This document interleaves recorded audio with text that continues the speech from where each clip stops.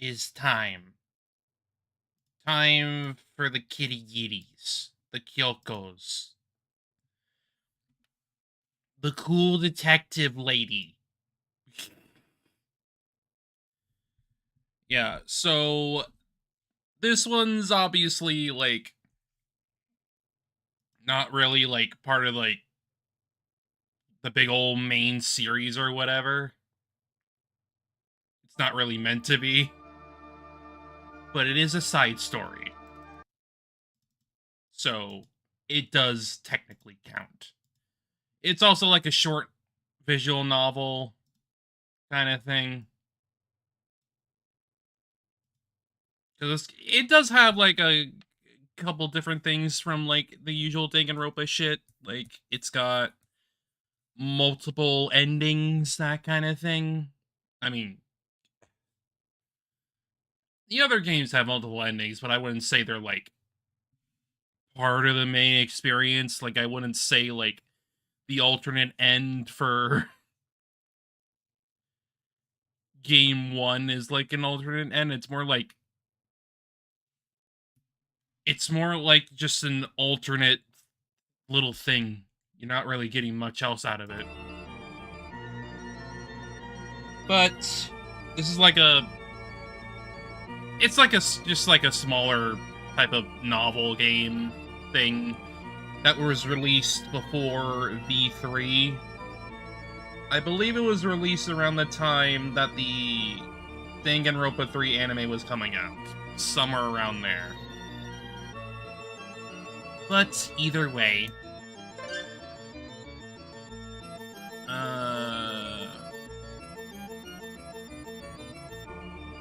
I think we'll probably be fine with where we're at in terms of volume.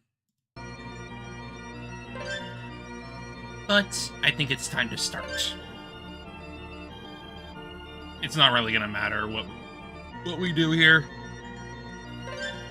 We're just gonna use the default name. Plus, I also had to make sure that I was playing this on Japanese locale, because that's kind of how it is. I also got this English patch, so like, so I can actually freaking read it, but, you know. Basically, the Japanese locale just helps me, like, get, like, a bunch of the symbols back, because you don't really get it if you don't, for whatever reason. It's just because it was a Japanese exclusive game, it's just how it is. Anyway. An endless, dark road that continued forever. The trees on the side of the road covered my driving, and the leaves went up all above my head. It might have been the wind, but an ominous sound like a voice went throughout the forest. I am probably gonna be like moving myself like right over here, just put myself in the corner, so I can actually like keep the text on screen. It was late in the evening on my way back home from the village. If everything went according to plan, I should have been back home in my student apartment. I'd chosen a detour that I wasn't used to, and by the time I noticed, I had ended up in a non-paved path inside the forest. The sun was already down, and everything was all black. My car kept going into the darkness. Car from a poor student's wage, just a run-of-the-mill car. Looked at my phone to see if I was on the map.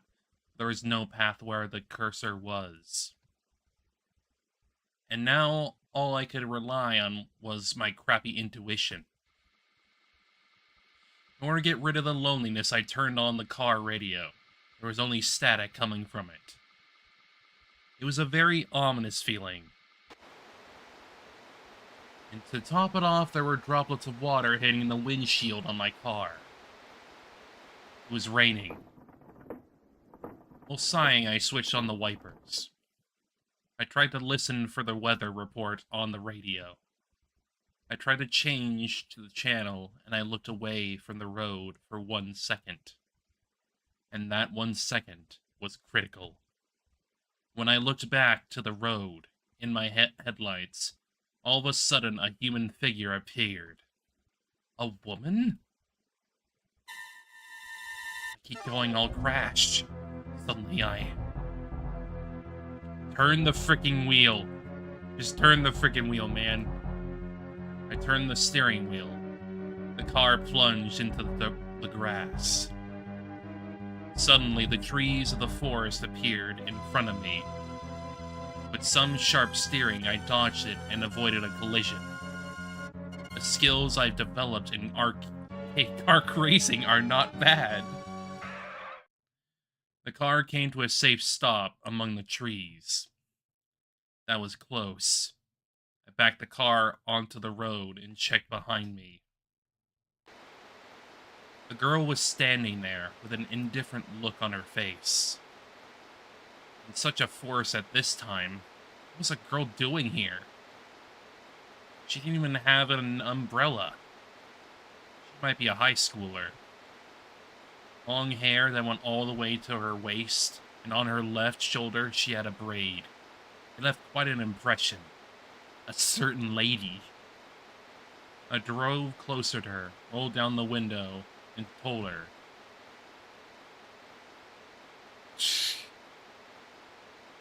Sorry, are you okay? Are you hurt? I'm fine. With a very calm voice, she replied, and she looked at me with her piercing eyes, as if searching for something. I quickly averted my eyes, avoiding eye contact. Piercing detective eyes. It was almost like she was looking inside my soul. It was not like I had anything to be guilty about. But who is this girl? Perhaps she lives around here? Thinking this, I asked her for directions. I think I've lost my way. Is there a main street up ahead? Convenience stores, gas stations, and such? She nonchalantly shook her head. And that response was almost like she said, I don't know, and stopped talking to me at the same time. She turned around and started walking. The falling rain was causing her hair to get wet. Hey, wait a second, you! Without thinking, I called to her. Do you know where you're going? Are you gonna be fine walking along this dark path by yourself? She turned around and glanced at me, but she did not stop. What's wrong with her? Looking at her clothes, it didn't look like she was in the middle of hiking. Maybe she had gotten into a fight with her lover while on a drive date and was thrown out on the side of the road. Are you sure about that? Either way, I can't just leave her alone. Rain was gradually getting stronger. After some hesitation, I called out to her. Do you like a ride? In response to my voice, she finally stopped walking. She turned around and looked at me suspiciously. She moved to the side of the car and crossed her arms, and peeked inside the car and said, Driver's license? Huh? I couldn't help but question her back. Show me your driver's license. Without saying anything, she kept pressing me on. She's almost like a cop. Almost like she's in the space. But no matter how I looked at her, she didn't look like a female officer. God, she's hot. Show her. I had no choice but to show her my driver's license. Look. She pulled a pen light from out of nowhere and shined a small light on the driver's license. It's natural to be wary if a stranger invites you into his car. One go so far as to check the driver's license? I could understand being doubted about my kindness, but I never expected that she would be so suspicious of me. But that wasn't all. She took out her phone and read out the information on the driver's license, like my name and address, into the speaker. Wait, what are you doing? A background check. Huh? Thanks, it's done. She put away her phone as she said that. You're done? Done with what? You really are just a normal student passing by. It's true, but do I look like anything else? I unintentionally retorted in a prickly tone. I guess from her point of view, it would be kind of scary to be talked to in the middle of the road, in the woods like this. Maybe she's trying to be cautious as possible. I guess I couldn't fault her too much. But she went through a background check really fast. It's not normal. Speaking of unnatural, the gloves covering your hands were pitch black. And those gloves were very irregular.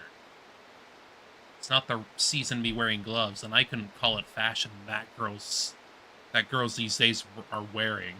That's because it's not. It just happens to be her standout characteristic. Maybe it's a recent trend. Are you sure, buddy? Sorry, looks like I mistook you. Alright. Alright, so you're getting in for the ride, I mean? If you could give me a ride further, that would be a great help. Gotcha. Get in. She did not get in the passenger seat. Instead, she opened the back seat door and sat down. Are you a high school student? Why are you walking around out here? I asked while looking at her through the mirror. It's a secret. Without looking at the mirror, she said that. Oh, okay. While purposely making a large sigh, I stepped on the acceleration and kept going. The car sank into darkness once again. The path past that point was even darker than before. Even so, I wasn't alone. She may have been a very odd passenger, but it's better than being alone. Just by looks alone, she was such a beautiful girl that I feel bad to let her get in such a car. It might just have been my imagination, but she smelled very nice, like flowers. Flowers.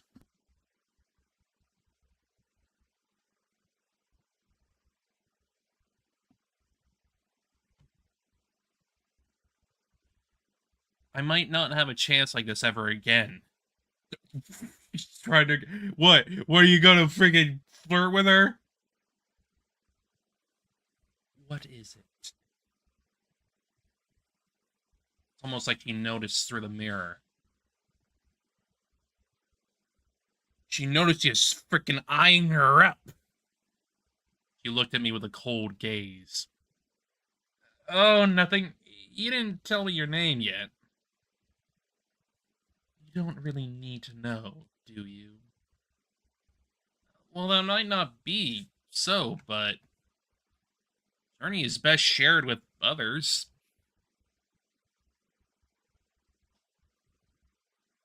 I guess me knowing your name and not knowing mine wouldn't be fair, would it? Yeah, it's not fair. But there's no reason for me to be fair. While saying that, she nonchalantly looked out the window again. Oh boy, what a troubling lady. The rain hit the car harder and harder. I tried controlling the radio. There's still only static noise, and I couldn't hear anything. Look, tree is blocking the road. She sat up from her passenger seat and moved her body forward, pointing in front of the car. There's a fallen tree in front of the headlights. Looked like rotting wood, so worn out that it looked like it had been lying there for decades. The path kept going past the fallen tree. I might be able to drive past through the side of the road, where thick bushes were growing. Go around the tree and keep going. I drove off the path. My car was in the wild grass. While feeling the vibration on the handle, I traveled past the fallen tree. It would be very awkward to not say anything, so I talked to her.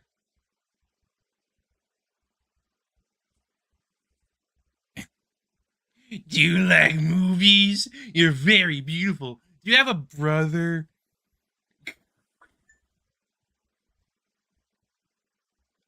These are certainly lines you can say. Do you see anything outside the window? Like what? Well, you see, it would be helpful if there is something to guide us. Like a road sign or a billboard, a house light, a rare flower. There are lots of little yellow flowers on both sides of the road. Little yellow flowers? But it probably doesn't matter, so don't worry about it. Dude. But it probably doesn't matter, so don't worry about it and just keep driving forward. What the heck? That makes me even more curious. You've probably been looking away from the road for a while now, and your driving is dangerous. You're right. Sorry.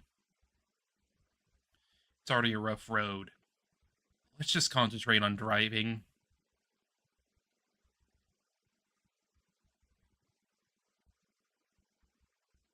I'd much rather drive myself. You can drive? Obviously. Obviously? The sound of the rain suddenly got louder. It's almost like the car's roof was being banged on like a drum. It almost sounded like hail. No, that's wrong. No, that's wrong! It's branches. Branches were falling right in front of the windshield. What is this? Tree! From the passenger seat, she yelled suddenly. It's going to fall. A tree on the right side of the road was falling in the direction of the car. I quickly hit the acceleration and went under the tree. Afterwards, almost like an earthquake, the large tree fell on the road and blocked it. A side mirror showed the fallen tree trunk. That was close. My heart was still racing. It's almost like it was aiming for this car.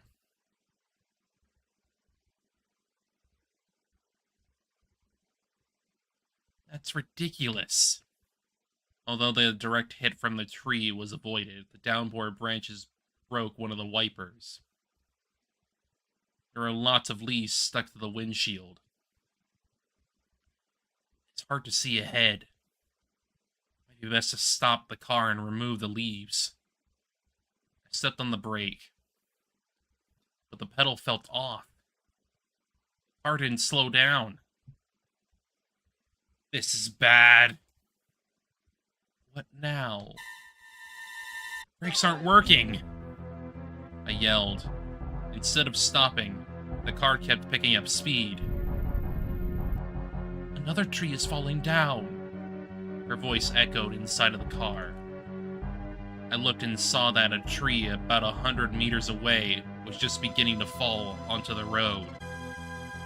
Since I was going so fast, the falling tree's shadow made it almost look like it's falling in slow motion. At this speed, we might get crushed under the tree. Like a pancake. The brakes weren't working.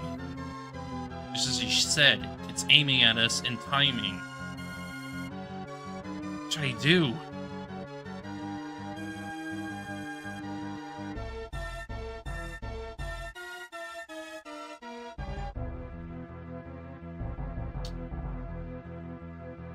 Probably ask her. I asked her. Help me. Please, goddess. What the fuck? Get off the path and go into the forest. We'll hit a tree. We'll hit a tree. If we hit a tree, we'll stop. We can't do that. I hesitated. She stood up from her seat and took control of the steering wheel and forcibly turned it to the left. Oh. The car rampaged like a bulldozer, running over vegetation as it went into the forest. And we ended up right in front of the huge tree. I scrunched my neck and prepared for impact. Next moment, a loud crash echoed throughout the dark forest. Everything turned white. A little bit delayed, my face felt pain and dizziness simultaneously. Am I alive? Because I've been saved. I raised my body and looked at the situation in front of me. The reason everything was white was because of the airbag. I pushed it away, and in front of the car, white smoke began billowing, and a large tree stood right in front of me.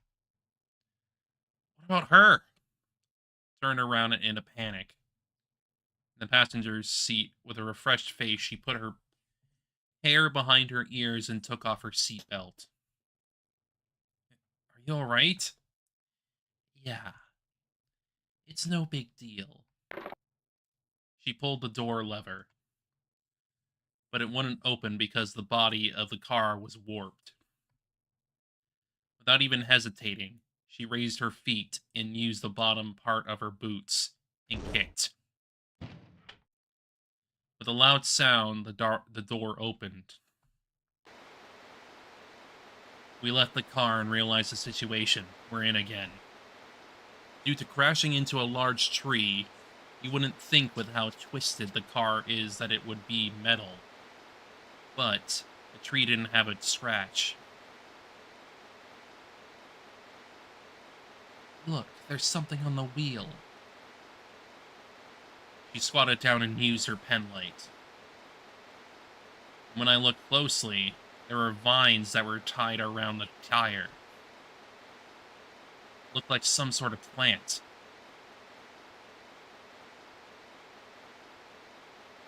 Maybe when we went off the path, plants got caught on the tire. Could that be why the brakes weren't working? What reason was there for the tree to suddenly start falling? Was it the rain that made the ground softer? Riding in someone else's car never leads to anything good. What? Nothing. She walked away from the car and took out her phone. It's not connecting. This is the worst. We're surrounded by a dark forest. The rain kept getting stronger. Where could we be? We're not simply lost. There's a possibility we might be stranded. At this time, it would be dangerous to move around.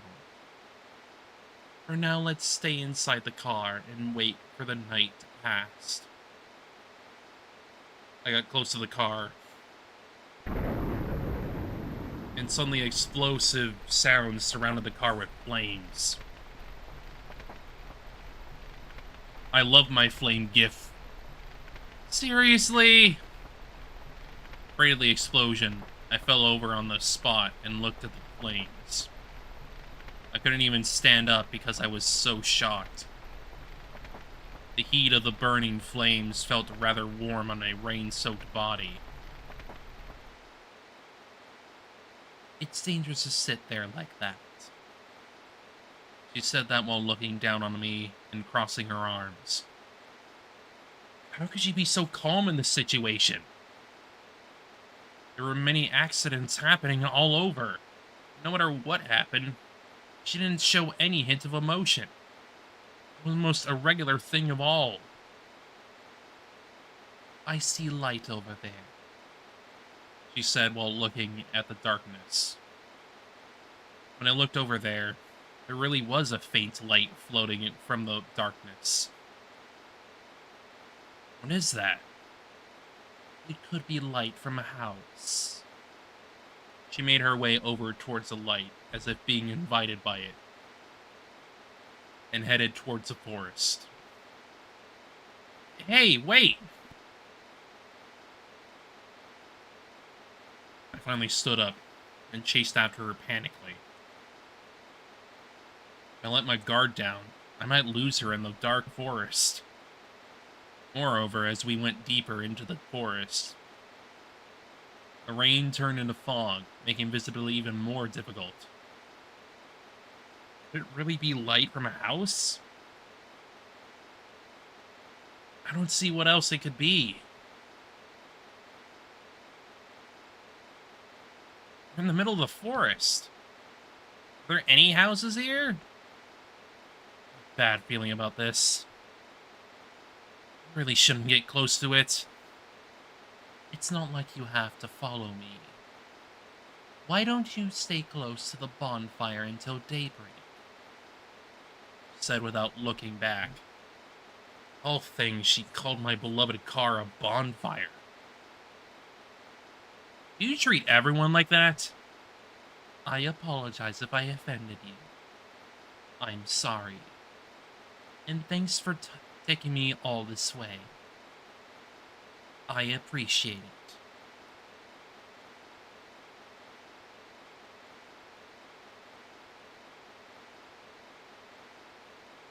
You appreciate it, huh? You don't really look like you do.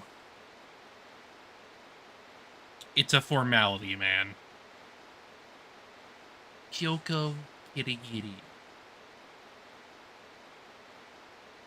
Huh? My name.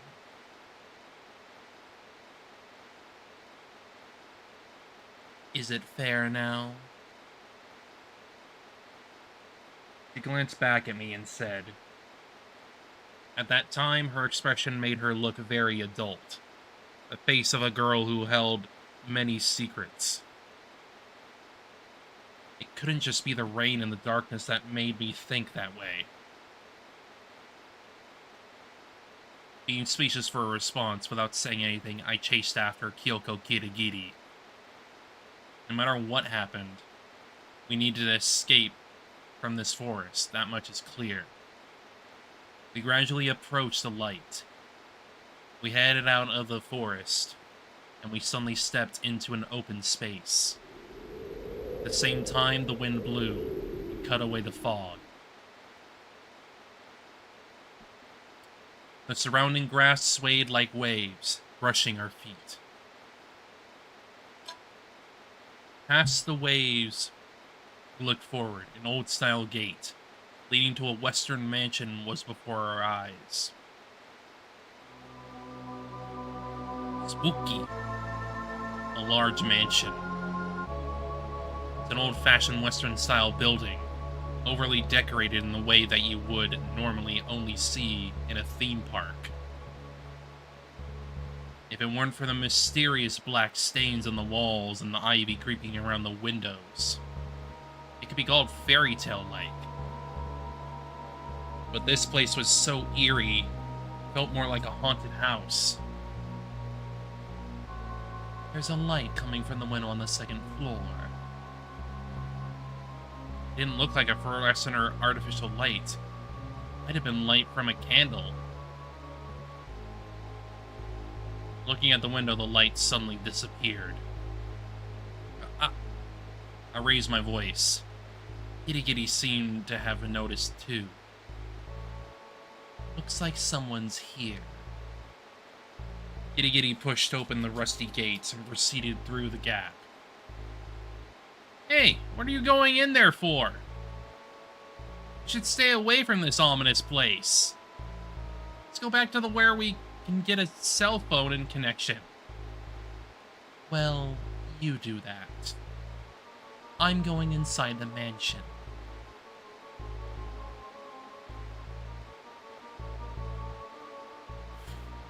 I'm going home! Man! No. You scared? She didn't respond to my question. Began walking toward the mansion. I can't communicate very well with this kid. So I can't have a conversation without guessing. Could you have been heading to this mansion in the first place? That's a secret. A secret, eh?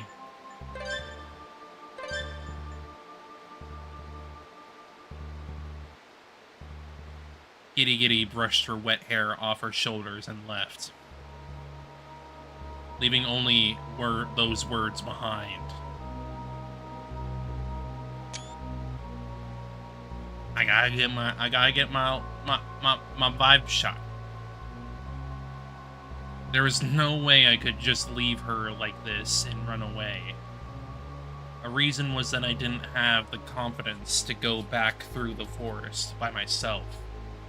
But more than that, I was now intrigued by this mysterious girl called Kyoko Kirigiri. Besides, I can't let a girl go to a scary place alone, right? I'm going as well. I opened the gate, and I chased after Kirigiri. Are you worried about me? Of course. I see. You'll only be a hindrance.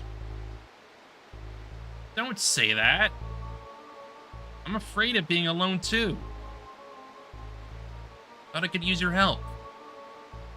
Looks like I have no choice. Kirigiri frowned. She might act cold, but she may actually be the type who feels a sense of responsibility when someone relies on her. I felt like I understood how to get closer to her. Inside of the mansion grounds, there were various types of plants and the trees growing. It didn't look like they're being upkept very well. There were many plants and bushes I'd never seen before. That chaotic scene unnerved me. I finally stood in front of the mansion's front door. Kirigiri knocked on the door without hesitation. After waiting a while, there was no response. I turned the knob. What? The knob felt moist. I panically took my hand off of it. Looked at my hand. My hand was painted deep red. Blood?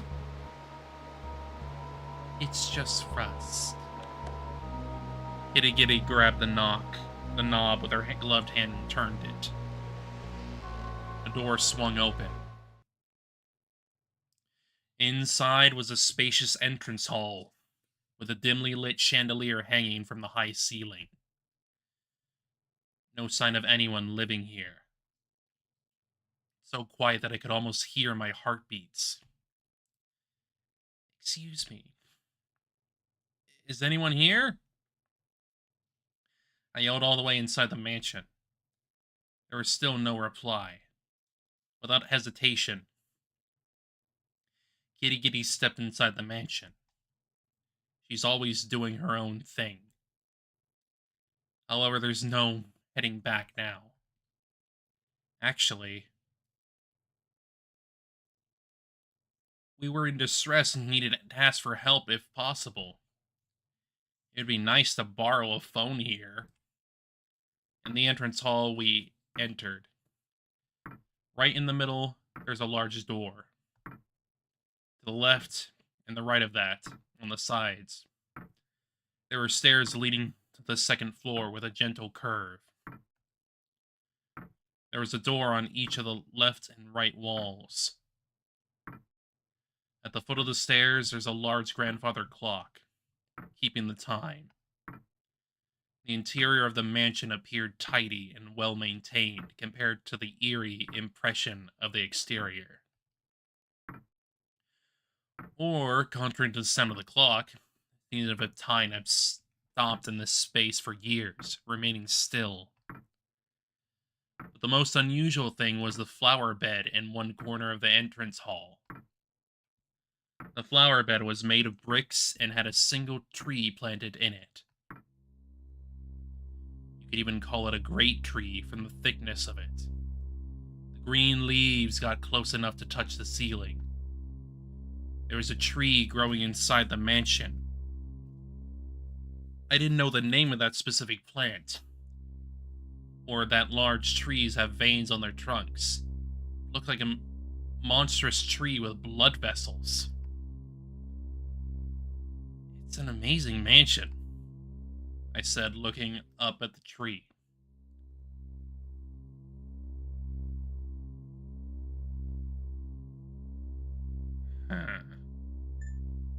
Is this tree alive? It's a plant, so it's natural that it's alive. Kirigiri decided to be the comedy foil and headed for the stairs. Let's look for someone. They should be on the second floor. Wait. Let me ask you first. Is the person you're looking for an acquaintance of yours? No. I thought she would just say, it's a secret again or something. But her answer was quite unexpected. Even so, I couldn't understand the situation. No doubt that it was no coincidence that Kirigiri had come to this mansion. She had some purpose and had come of her own volition. However, she said she didn't know the owner of the mansion. At least, she don't look like she's visiting a friend's house.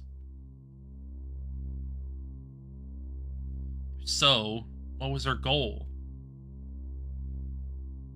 I've heard a lot of rumors about this place. Kirigiri said suddenly.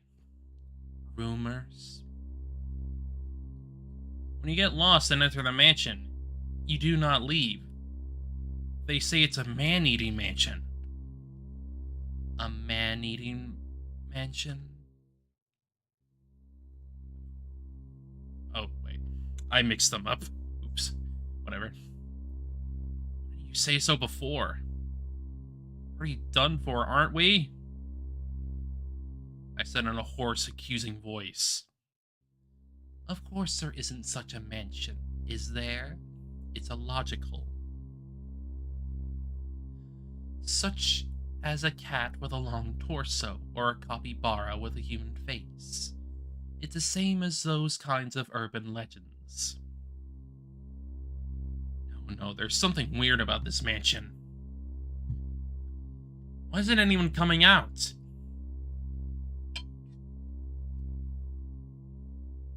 Strange lack of life. To be honest, who could possibly be living in a forest like this? Do you want to see the living being or not? Kirigiri replied quite calmly. I didn't know what to think. I was thinking about way too much. Never mind about the mansion. What kind of person was Kyoko Kirigiri? Hey, tell me already. What are... Ooh. At that time, from out of nowhere, a telephone ring was heard. Oh, there's a phone somewhere. I ran towards the sound. That source was... flower bed.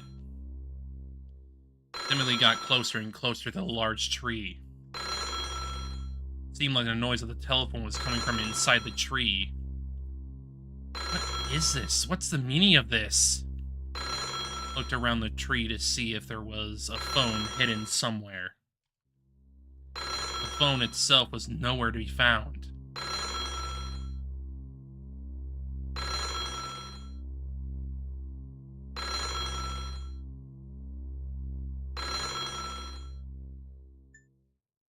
Wild? What a long cord. Where's the part where I speak into? Trying my best, I'm making a joke. Kirigiri just shot me a cold look and remained silent. It was hard to understand. While this was happening, the bell suddenly stopped ringing. Ah, we can use this phone to call for help. I wonder how it works.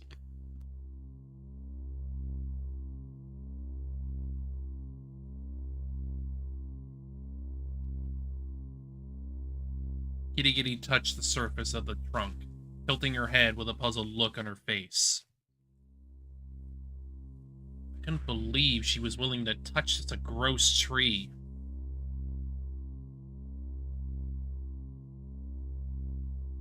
Probably because she's wearing gloves.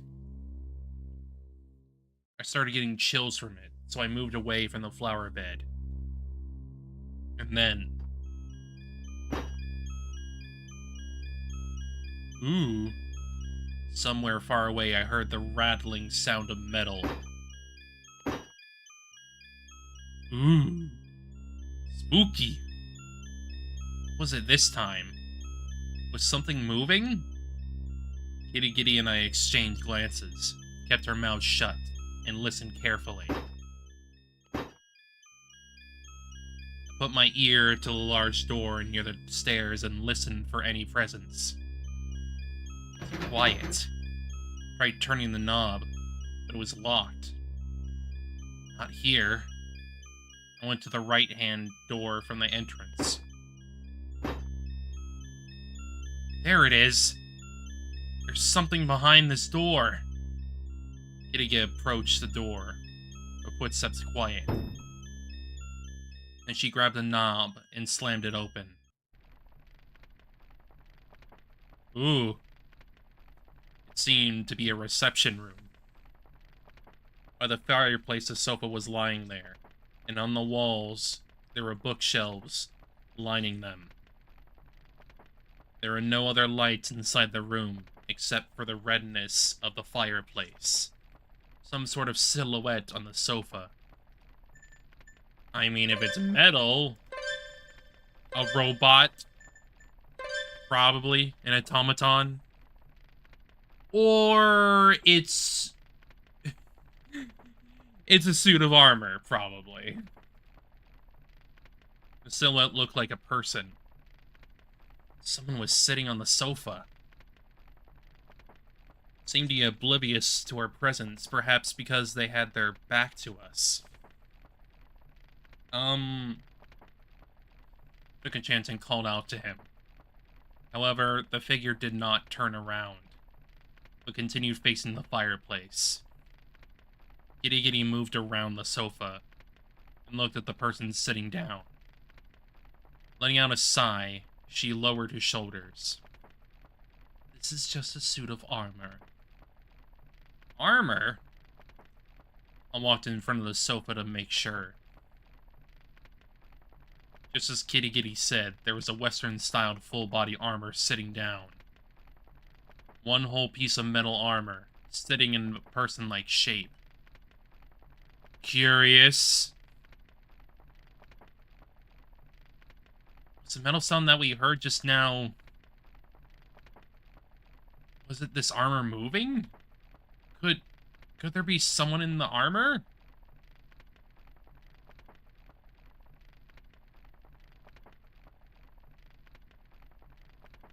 I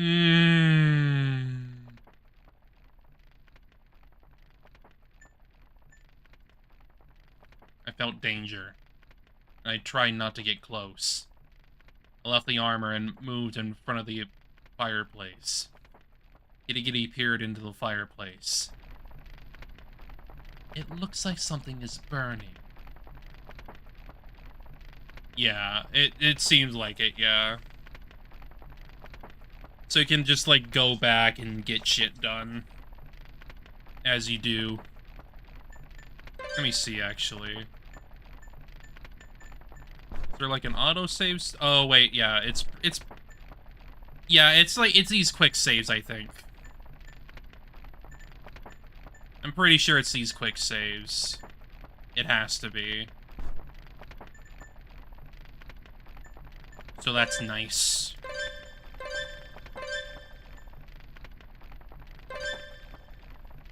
Looks like something is burning. Kirigiri took the poker by the fireplace and started searching inside of the chimney. She racked through the reddish-black burning wood to scrape out any remaining embers in the depths of the fire. Among the large amount of ash, a scrap of cloth was found. It had a colorful pattern printed on it. It appeared to be clothing, but only a portion of it remained, so I was not sure of its size or shape. I know a bit about the game. I'm rotating Rosaria being alone with Kyoko. Fair enough. Fair enough. Other items found were plastic cards that had melted and turned black. Pieces of paper that remained unburned. Kirigiri squatted down in front of the fireplace and picked them up. There's a lot of clothes being burned here. And some cards. If you look at the faint letters, it's probably ID cards. At least 2 or 3 people's clothes and ID cards were burned. Get rid of the evidence. Clearly. Why would anyone burn something like this? Who knows? I don't want to think about it too much. Kirigiri said as she picked up a piece of paper from the ashes. It looks like some sort of note. Something written on the edge. Help me. That's what it said. Hey, what's happening in this mansion? Who knows? Without giving much thought to her response, she put the piece of paper in her pocket and left. Do you really not know anything? Yeah. Don't lie. You wanted to come to this mansion in the first place, didn't you? What was your goal? What are you hiding? I'm not hiding anything, Kirigiri said with a sharp gaze. It seemed like we've opened more distance between us. Indeed, I did want to come to this mansion from the beginning. However, I don't know the details. I simply came to my appointed place by taxi. But there was nothing there. And when I was looking around, that's when I ran into you. That's all. Appointed, huh? Does it mean someone told you to come here? That's right. Who was that? Who knows? Hey, tell me the truth. I don't know either. She was told to come here without knowledge of who it was. The client didn't say their name. However, I think I know who it is.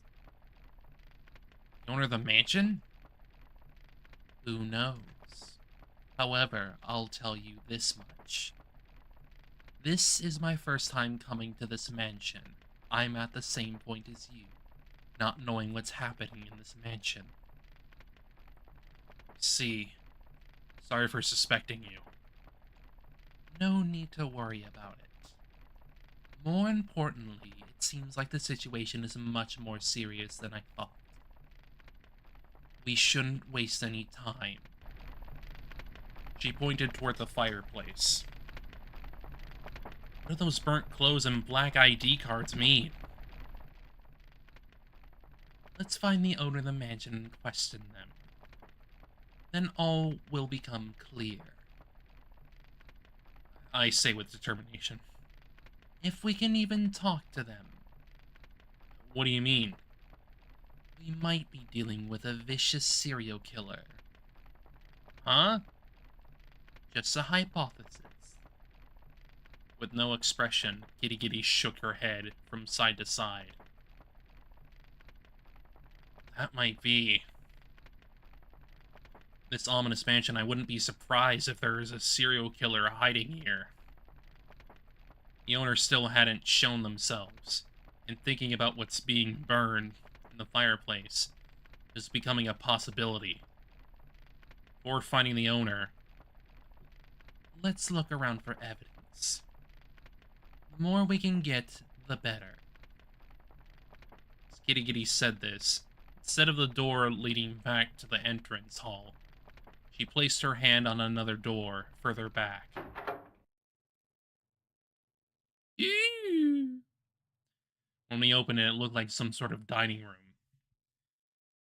There was a white cloth laying over a long table. On the middle, there was a 3-trident candle holder. I'd never seen something like this other than in movies or dramas. Looking closely, the cloth was a bit in shambles. You couldn't really call it hygienic. Moreover, reddish-black stains were visible here and there. It's almost like stains of blood. I approached the table to examine the stains. However, as I passed by the window, I suddenly felt something move outside and stopped. I felt like something was watching me from outside. And it wasn't just one figure, but several. I quickly opened the window and looked outside. No one. There were iron bars on the outside of the window, so I couldn't see any further. As I peered into the darkness, I noticed a flower bed, with strange-looking plants growing out of control. The leaves were in whorls, and the vines were spreading out in all directions. Upon a closer look, something was lying on the ground. Spooky! Skulls? This is actually a pretty good freaking visual. I like that. Nice. Skulls? On the flower bed, there was a large pile of innumerable skulls. Bodies for the plants! I let out a short scream and fell backwards. Kirigiri noticed something was wrong with me and looked out the window. However, at that moment, a strong wind blew and plant leaves covered up the site. There was a whole bunch of skulls there. I desperately tried to sway her. When Kirigiri looked, she simply tilted her head.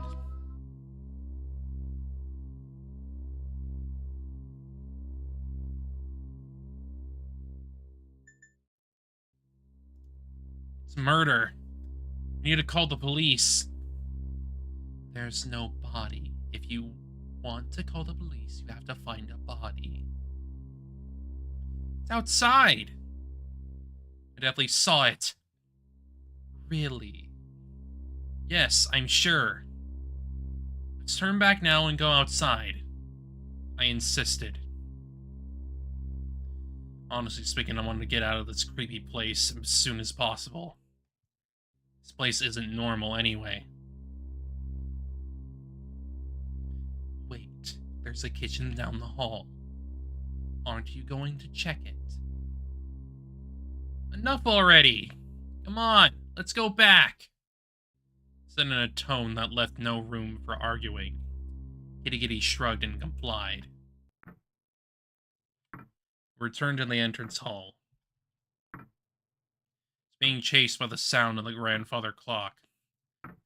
We stood in front of the door. I immediately grabbed the knob.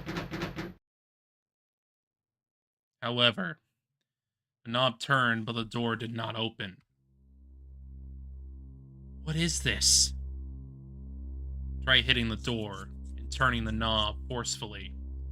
I tried many things, but it didn't open. I gave open the door and tried opening a nearby window. However, On the outside, there were iron bars, and it seemed like we can't leave. Stuck! By the looks of it, all the windows had iron bars. Trapped! I said so with a surprised voice. Kirigiri tried to open the door as well. She gave up, let out a sigh, and left. Looks like they were right calling it a man-eating mansion.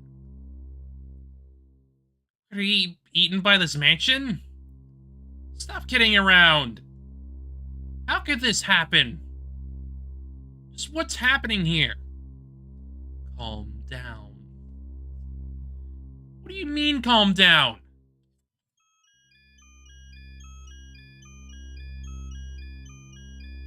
To think of it, a lot of strange things were happening since I met Kirigiri.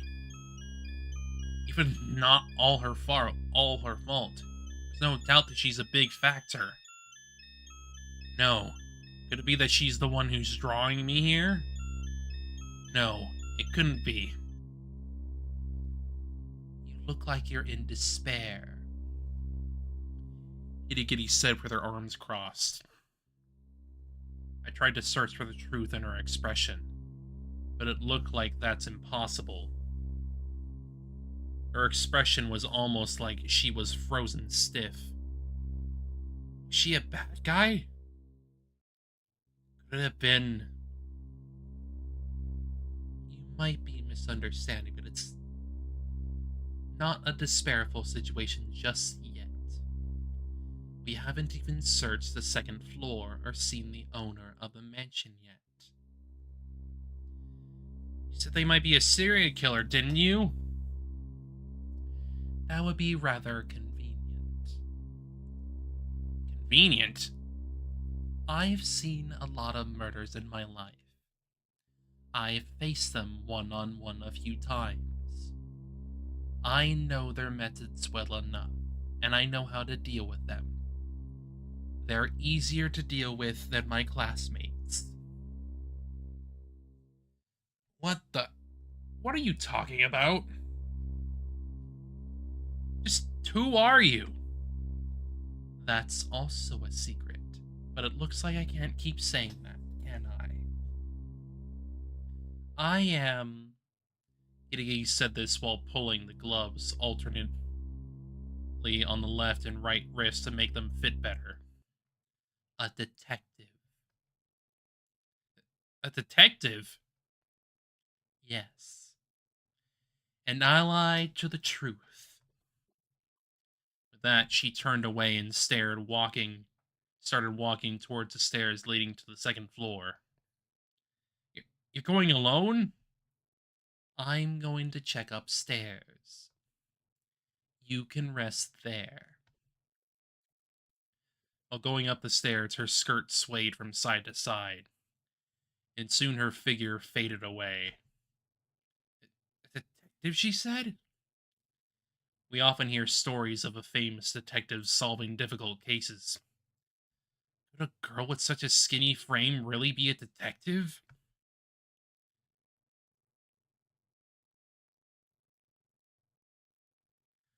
I don't think we should leave her alone. Should I let her go alone? I asked myself. She must have a reason to confront them. I didn't have that. Rather, I should think of a way to escape from this mansion as soon as possible. Soon, looking at her going up the stairs by herself, I felt like I had to go as well. Safe to say that I was influenced by her dignified demeanor that never faded even in such a situation. In any case, I will never be able to leave without facing the darkness of this mansion. This wasn't something I should leave to someone else anymore. No choice but to do it. I followed Kirigiri up the stairs. They're awfully creaky stairs. 13 steps in total. Well constructed. I reached the second floor feeling like I was going to the gallows. Ooh. Spooky lighting.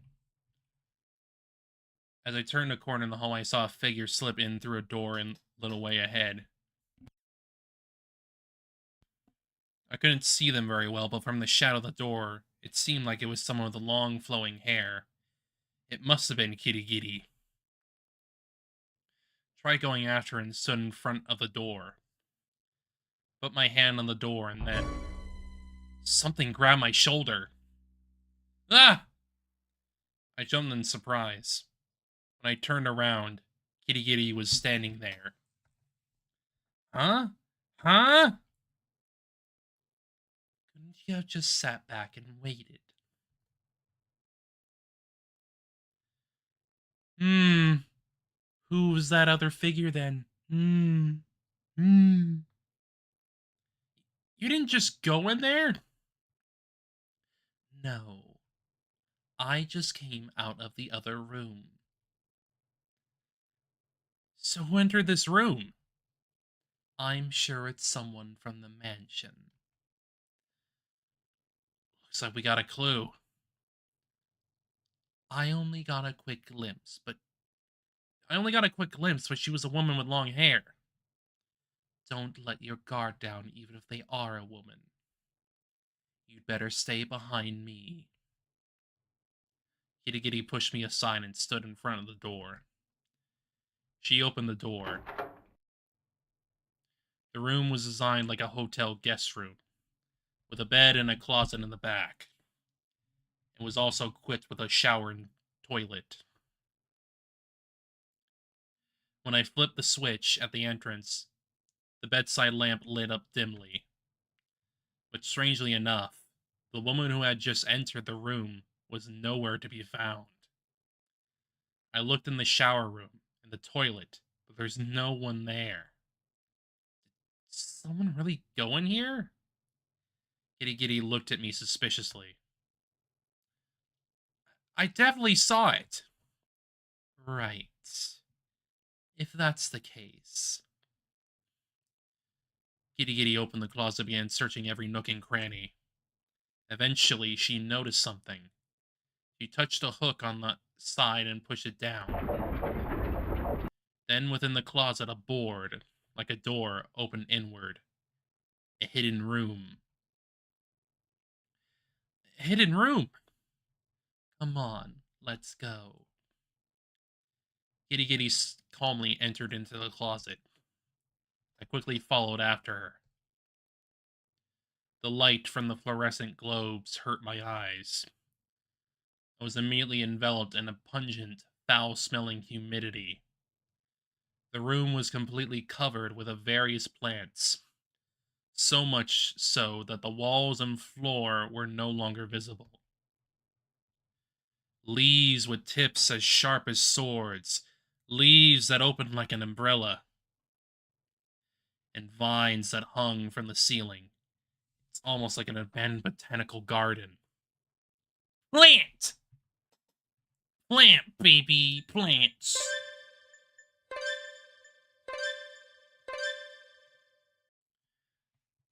What is this?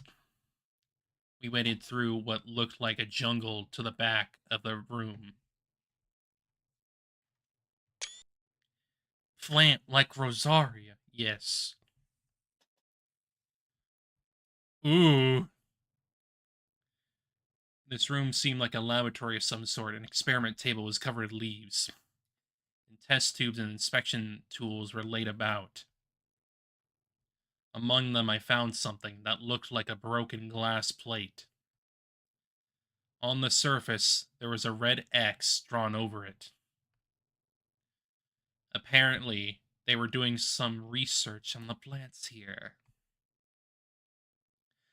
Before I knew it, Kirigiri had found something that looked like a document and was looking through it. I see. Come to think of it, there were a lot of plants in the garden that I'd never seen before. Just what research could have been conducted here? According to this document, several years ago, a creature with both animal and plant characteristics was discovered in the nearby seawater. That strange single-celled organism moved around using flagella, preying on and ingesting algae in the sea, and also photosynthesizing. What a strange creature. I stare at the plate with the red X on it. This is what it's called, a petri dish. She used to culture microorganisms. What is this red X? Based on the genetic information of that organism, research was carried out to combine the DNA of animals and plants. Until recently, it was thought that combining the DNA of animals and plants was theoretically possible, but not expected to produce practical results.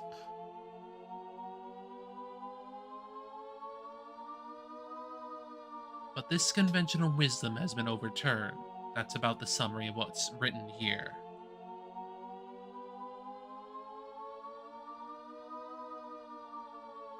That sounds fishy.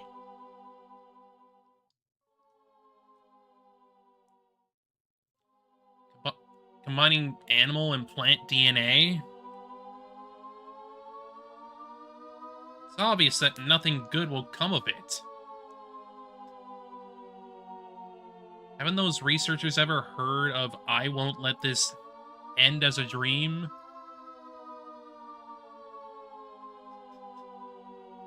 The fact that he built a laboratory behind a secret door clearly shows that this wasn't proper research. Oh, and that. I don't think we should touch it. At all. Kirigiri pointed at me and said, "Ah." I quickly let go of the petri dish with the red X on it. I frightfully looked at my finger. It's okay. Nothing was wrong. I wonder what happened to the research after that. Where did the researchers go? There are signs that documents have been burned. Something must have gone wrong and they had to destroy the entire research facility. Tried to look for something else.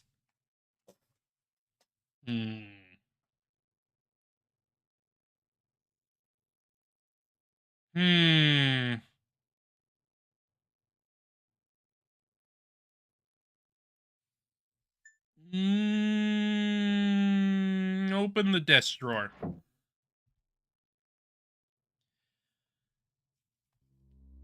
I found a small bottle containing murky liquid. There were some letters written on the label. They were faded and almost unreadable. What is this? DOX? I handed a key to Giddy and she held the liquid up. The light and looked at it. However, she suddenly took her eyes off of it and turned towards the entrance as if she noticed something there. Hello! There was a girl standing there.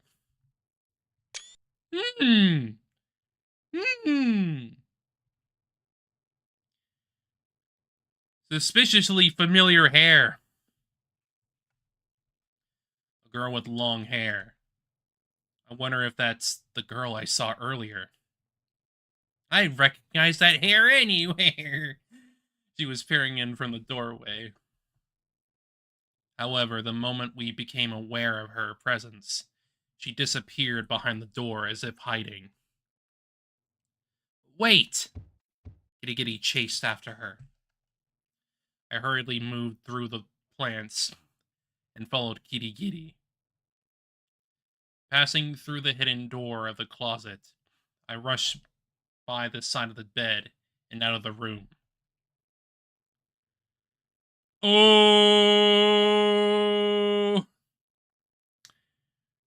Shit started growing fast.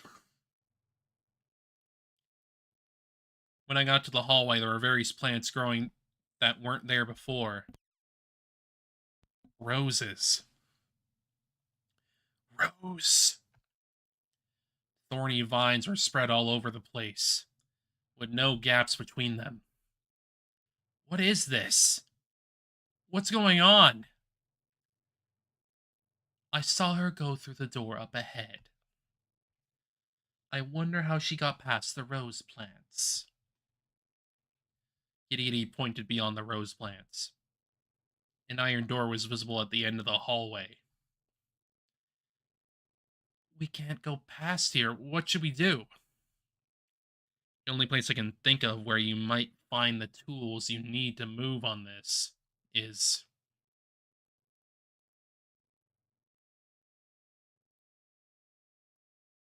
probably the kitchen? Wasn't there a knife in the kitchen? I used a knife to clear away the rose plants. We should be able to move forward. I'll go get some tools. You wait here. I'll take care of it. Before Kirigiri could say anything, I left her there and ran down the hallway. I wanted to show that I, too, could be useful. I ran down the stairs. I jumped into action without thinking much. It took a lot of courage for me to do that. I couldn't go back and ask Kirigiri to come with me.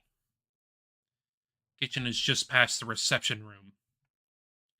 I entered the kitchen and searched the cupboards, trying not to get distracted by surroundings. Huh. Suspiciously covered in blood. There it was. The knife was very dark from the rust. Are you sure that's rust? Are you sure that's rust? That looks like freaking blood splatter. Unfazed, I grabbed it and went back upstairs. When I returned to the hallway, Kirigiri was gone. Maybe she went ahead by herself? Oh boy!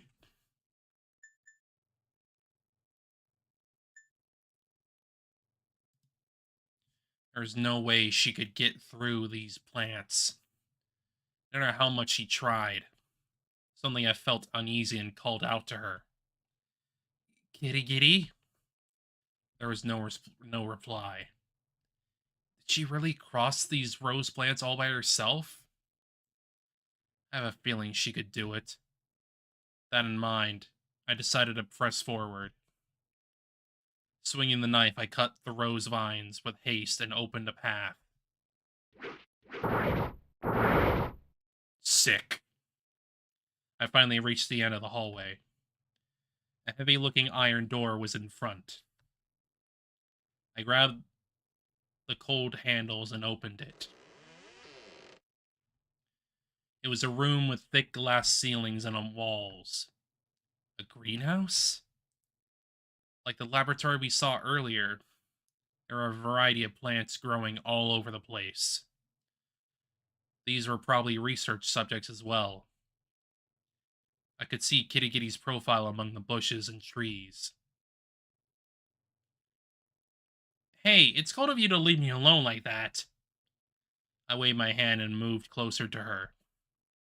She then turned toward me with a surprised look on her face and tried to run away. That's not her. That's not her. In that moment, her figure, which had been hidden by the bushes, became visible, and I realized that she was wearing clothes completely different from Kirigiri's. That's not her. That's not her. She just happens to look like her. It was a plain dress with absolutely no decorations. She was not Kirigiri, but the mysterious girl who had been running away for a while. Even so, she was strangely similar to Kirigiri, enough that I mistook her at first glance. Wait a minute. Caught in a panic. She fled into a corner of the room, peering fearfully at me as if cornered. She stared at me with wide, tearful eyes. Her face certainly resembled Kirigiri's, but hers was much more expressive and her emotions were easier to read. Don't worry, I'm not going to hurt you. I opened my arms to show that I meant no harm. I realized that I was still holding the knife in my right hand, so I quickly threw it near my feet. Look. She hesitantly nodded. Are you from this mansion? She nodded. What's your name? Kyoka. She spoke for the first time. Her voice was faint, like a sigh. Her age was probably the same as Kirigiri's. No matter how much I looked at her, she looked exactly like her. Kyoka X Rosario. Kirigiri said that she didn't know anything about this mansion, but seeing as her and Kyoka looked almost the same, I was having a hard time believing it's a coincidence. I was at a loss of what to ask her, but then I heard the sound of the iron door opening behind me. Kyoko's here. Someone came in. It's Kirigiri. Did you finally catch her? Good job. She said with an impression. Then she realized that the Kyoka in front of her looked just like her, and her eyes widened, which was unusual for her.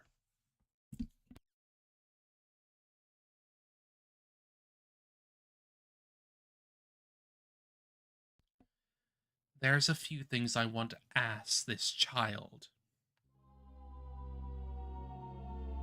Kirigiri tried to confront Kyoka. Kyoka, afraid of Kirigiri, stepped back. The two looked very similar and symmetrical. Yeah, you can clearly see there's the big difference with, like, the dress and the uniform, so...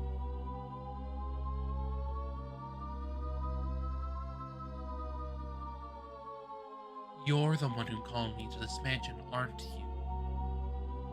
What are your intentions? What are you trying to achieve by locking us here?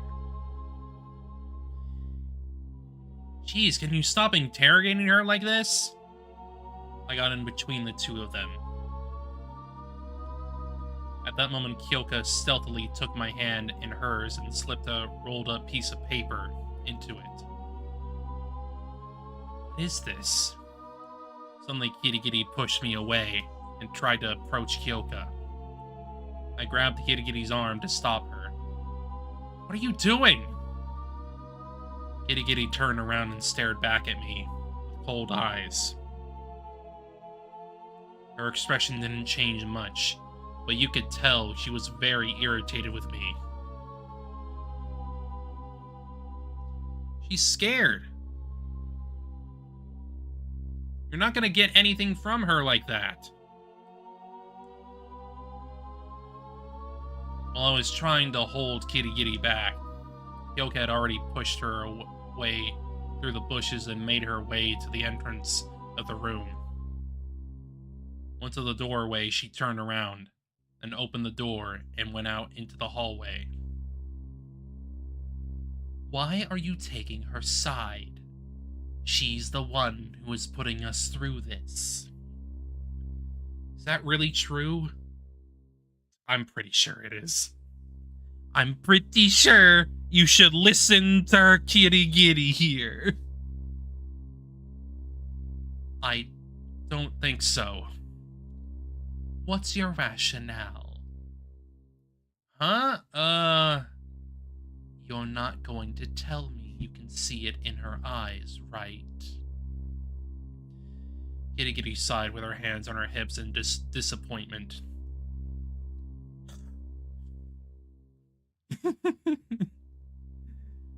Hey Darth, how you doing? I'm doing pretty good, I would say. I'm enjoying this spooky little novel. Hey, I'm glad you're doing good. I'm not sure how far along I am in it currently, but I know that it's like relatively short anyway. I couldn't argue with that. To tell the truth, Kitty was right. I just felt some sympathy for her. There was no logical basis for this sentiment. Well then, let me ask you in return. Are you really not connected to this mansion? That Kyoka girl looks like your twin. How do you explain that? Her name is Kyoka. Don't pretend you don't know. With you looking so similar, there's no way you don't know about her. I'm afraid I have no idea about that. And by the way, I don't have a twin I got separated from.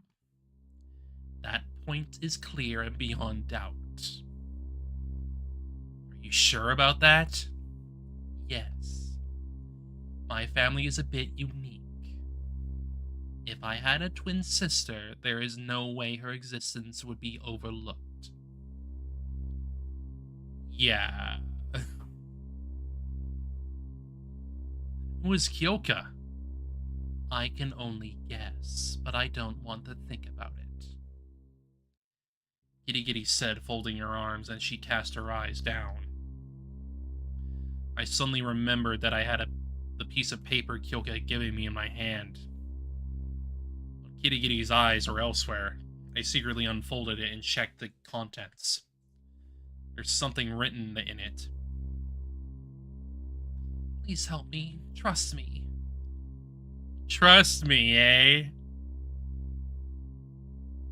She's asking for help. She must be trapped in this mansion. Can I ask you something? I asked Kirigiri. Yeah. You said you were instructed to come here. Was it to solve some case as a detective? I don't intend to disclose the request. Actually, I didn't get any details. I was just told we'd talk in person. So you came to the designated spot and there was nothing there? And then I happened to be driving by? Yes. At first I thought you were the client's messenger. But I was surprised to see that you were just a student and nothing else.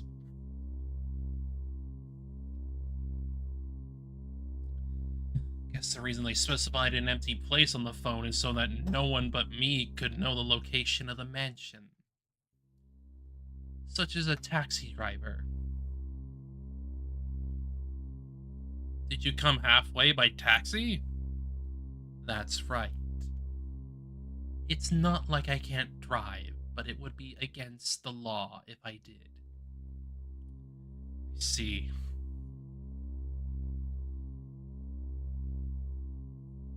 The request itself was probably just bait to lure me to the mansion. It happens all the time. So Kyoka called you to this mansion for some kind of purpose? Kirigiri nodded. So what purpose is that? Maybe she's planning to kill me. Kill you? Why would she do that? Maybe she's like a doppelganger. There can be only one. Maybe that's the thing.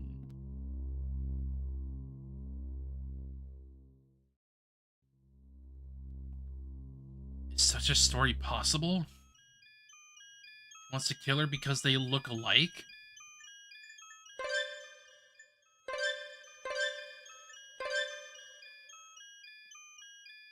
So what does the message he gave me mean? Please help me. Trust me. Trust. I trust Kyoka. What do I make of what Kirigiri said? Kirigiri was actually lying, and she was the one who broke into the mansion to kill Kyoka. Oh, no. Wait a minute.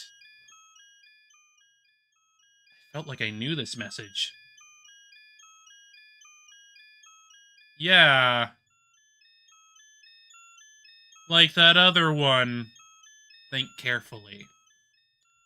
Who should I trust, Kirigiri or Kyoka? I have a feeling that this is both of these choices are going to lead to specific endings. So, let's go with this one. I'll see the other one later. Kirigiri's story made sense, and she didn't seem like she was lying. I decided to believe her. Hey, take a look at this. I showed Kirigiri the piece of paper I had received from Kyoka. So that's how, she said, staring off in the distance. What is it? Now I understand what's going on in this mansion. Really?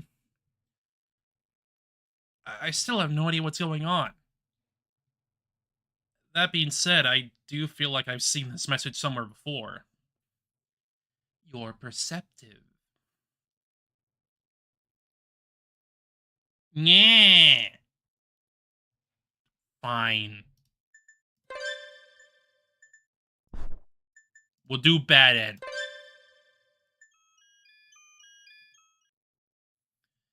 Sincere message from Kyoka. I believe in Kyoka. I'm gonna talk to her for a bit. You wait here.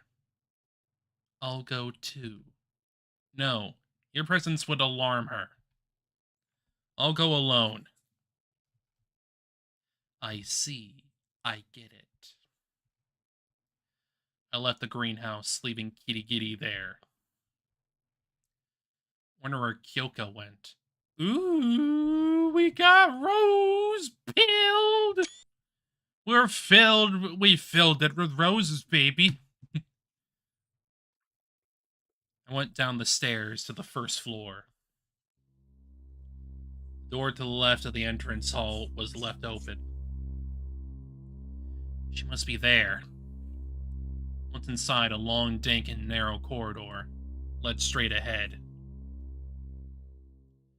I opened the door at the very back and found myself in a white room lit by fluorescent lights. It smelled of disinfectant, like a hospital. The room also seemed to be kind of a lab, but unlike the hidden room and greenhouse on the floor, it wasn't covered in plants and was kept neat and tidy. It's also quite spacious. In the center of the room was a small glass-walled compartment like a germ-free chamber, inside which was a clay flower bed.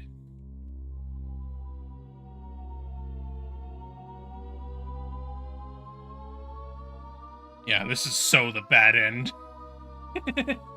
This is so the bad end. There was an eerie plant growing there. At first glance, it looked like a cactus-like fleshy plant, but on closer inspection, it was shaped like the upper half of a human body.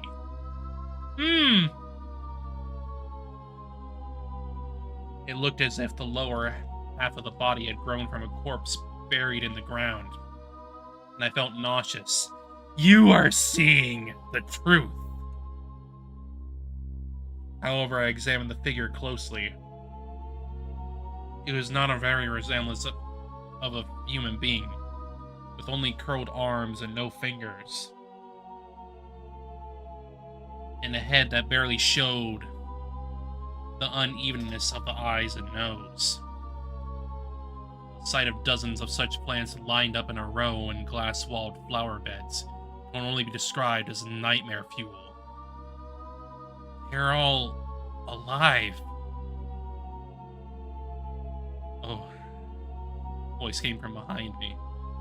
Turned around to see Kyoka standing there, leaning against the wall. Are they some kind of plants? No, humans. They are my friends. Humans? These? Yes. Kyoko pulled up a nearby chair and sat down wearily. Her face contorted and she held her temples with her hands. Are you sick? I'm fine. Thank you for worrying about me. The smile that suddenly spilled out was full of emotion that Kirigiri never showed. Are these plants your friends? Are they the result of an experiment combining animal and plant DNA? Yes. You know a lot. They are from some particularly good DNA samples. Kyoko turned toward the glass germ-free chamber and smiled happily. Particularly good DNA samples. Yes. There are people in this world who are called geniuses, right? They took DNA from those people and used it for their research. They found that the better the DNA, the better the survival rate. Because you are a kind person, I'll tell you this much. Kyoko took a file from the shelf and handed it to me. When I opened it, I found a list of DNA samples used in the study. Professors from famous universities and internationally renowned artists were listed. Aren't there schools in the outside world that only accept children with better DNA? They took samples from those places and used them in their experiments. Was that permissioned? Permissioned. I think the collection method and process are written in the notes section. Looking at the remarks column, it said, collecting hair from the drain, collecting spoons after a meal. Not permission. Look, they didn't have permissions to collect those samples.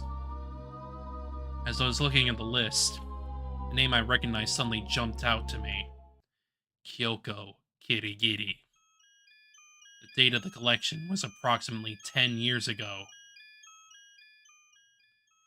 And I wonder how Kyoka came to being then, eh? The remarks column read, from police evidence. Perhaps when she was involved in some incident, she was asked by the police to submit her DNA as evidence. I assumed that it was diverted. 10 years ago, she would have been a little kid. But she was good enough to be on this list. Wait a minute. Kyoko Kirigiri's name was listed here. Does that mean her DNA was used as well? I stare in shock at Kyoko in front of me. No matter how many times I looked at her, she looked just like Kirigiri. No way. You suddenly look scared. What's wrong? Kyoko looked into my face and asked. I didn't know what to say. Then I remembered the message I'd received from her and changed the topic. By the way, about that note you gave me. I need your help. Kyoko got up from her chair and took my hand, clasped it around hers, and looked up at me. Her hand was surprisingly cold. What should I do? What should I do? Come here. Kyoko walked into the glass-walled, germ-free chamber. I followed and went inside with her. Right in front of me was a strange-looking plant. I'll introduce you to everyone, Kyoko said. Okay, everyone. It's time for today's dinner. Woo! You are plant food.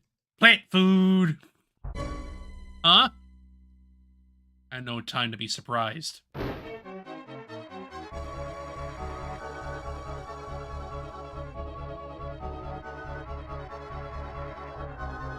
Before I knew it, I found myself entangled in arms of strange creature that stood behind me, pinning me down with its limbs. The creature's strength was so strong that it was hard to believe it was a plant. No matter how hard I struggled, I couldn't get it off. These things are moving? What do you mean, dinner? We need the nutrients to survive. Nutrients? But I'm glad you're a kind person. It would be nice if you would willingly become our food. Because then I wouldn't have to kill you. I explained it. The truth behind the man-eating mansion. I finally understood. Come to think of it, those we found burned in the fireplace probably belonged to people who suffered the same fate as I did. That made the meaning of the "help me" message found in the ashes make sense. That was not the victim asking for help. It was something that was used to lure the victim. The same method she used on me. Why did I fall for this? Strange deformed arm began to strangle me. Gradually, I began to lose consciousness. Right in front of me was Kyoka's happy face. If I could see a smile like that, then maybe it's okay if I just die like this. At the moment my vision went completely white, a loud popping sound rang close to my ears. Was this the moment of was this the moment of death? Huh? Kyoka was crouching down, with her hands holding her head. The color came back into my vision, which had been pure white. I can breathe. Next thing I realized, the deformed arm was off of me. The glass in front of me was broken, and the chair had fallen nearby.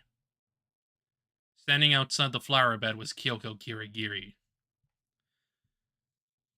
That was a close call.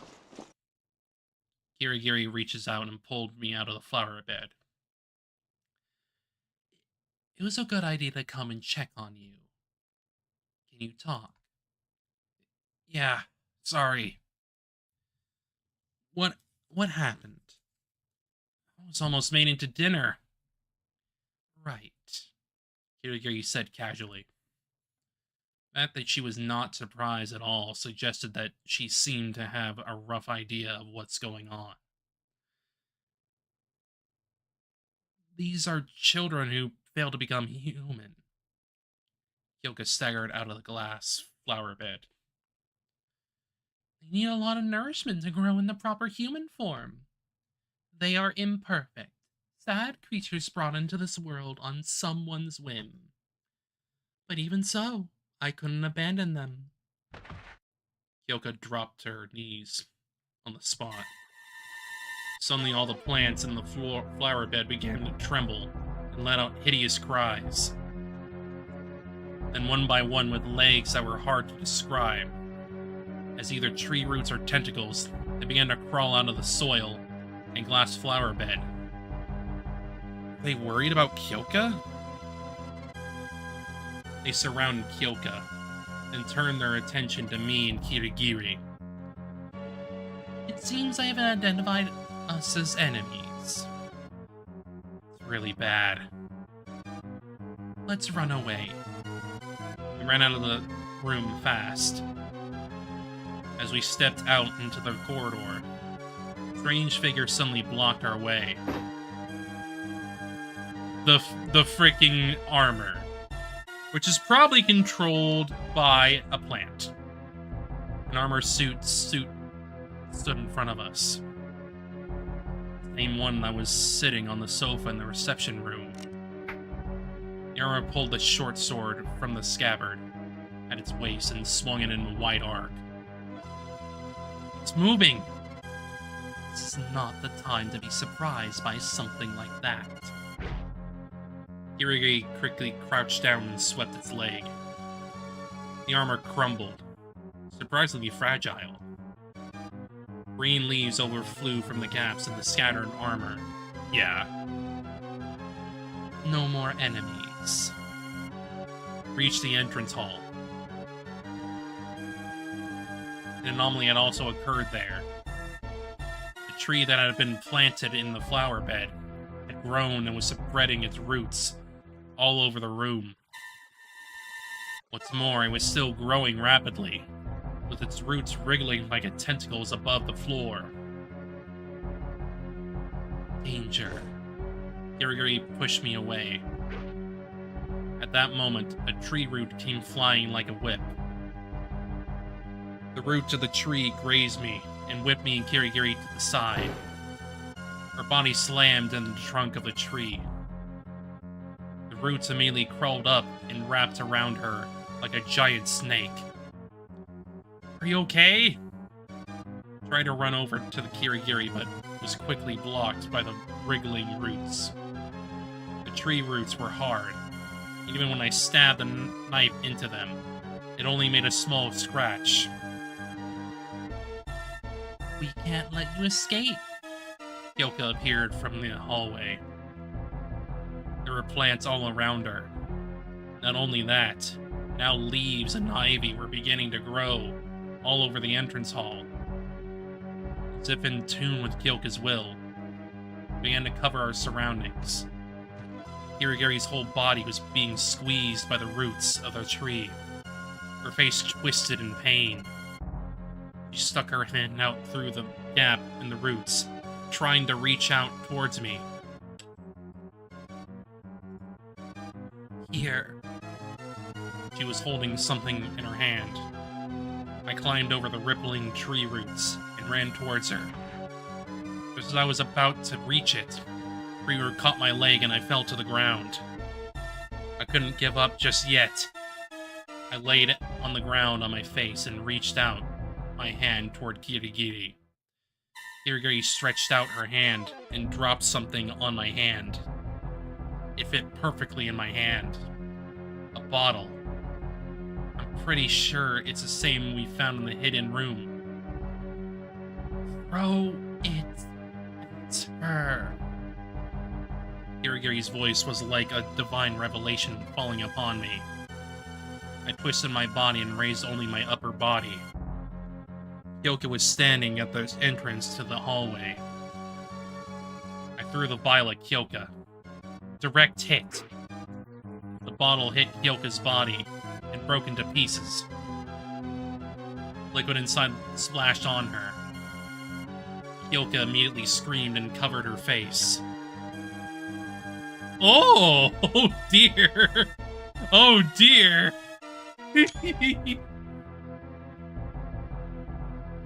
In no time at all, Kyoka's skin became drier, almost like a mummy. At the same time, the plants that had been covering the hall began to rustle. The tree roots began to thrash about wildly as if they had lost control. However, thanks to this, the roots that had been gripping Kirigiri were loosened from her body. Kirigiri collapsed on the spot. Are you okay? Yeah, somehow. Let's get out of here quick. Kirigiri pointed to the window. A rogue root had broken the window, warping the bars and creating a gap. Kirigiri and I jumped through the gap. In the rain, we headed toward the gate. Kyoka's death scream echoed behind us. What was in that bottle? I asked Kirigiri as we ran. It's a potent herbicide. Huh? Does that mean... Of course. Herbicides are toxic to humans too. But would someone suffer that much from being splashed with liquid from a small bottle? It's because she's a plant. Plant Kirigiri. You have to assume that in the course of the experiment, combined animal and plant DNA, human DNA was used as well. I remembered Kirigiri saying that. Suddenly, Kyoka's screams echoed through the forest. Then it was cut off. We passed through the gate and looked back. There was no longer any sign of the mansion. There was only a single tree that had overgrown, and the vegetation surrounding it had formed a new forest. Kirigiri gazed out into the forest with a cold look in her eyes that was almost unchanged from the first time I met her. Without her presence, the whole thing might have seemed like a dream. Still, what was Kyoka? Girl who looked a lot like her. I don't know anymore. If I had the chance to get to know her a little better, would I have been able to understand her? Kirigiri turned her back on the gate and started walking. So, is this the end? I asked Kirigiri. The client is gone now. My work is done here. I see. Anyway, I'm glad we're both safe. That's right. She remained curt till the end. And now, what should we do? Going home, of course. Through this forest? Of course. You'll escort me, right?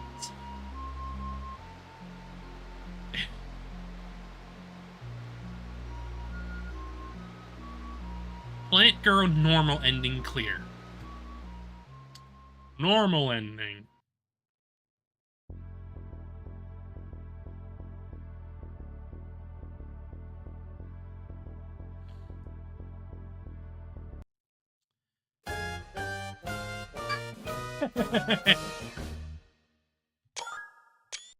Oh, I see.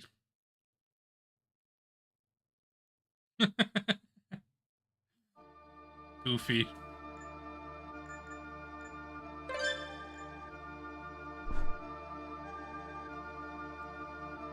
Okay, so this one.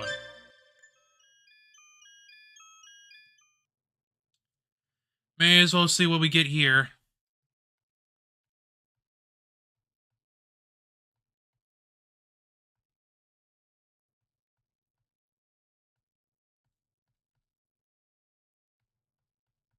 I'm just gonna skip forward a little bit because I already read a bit of it.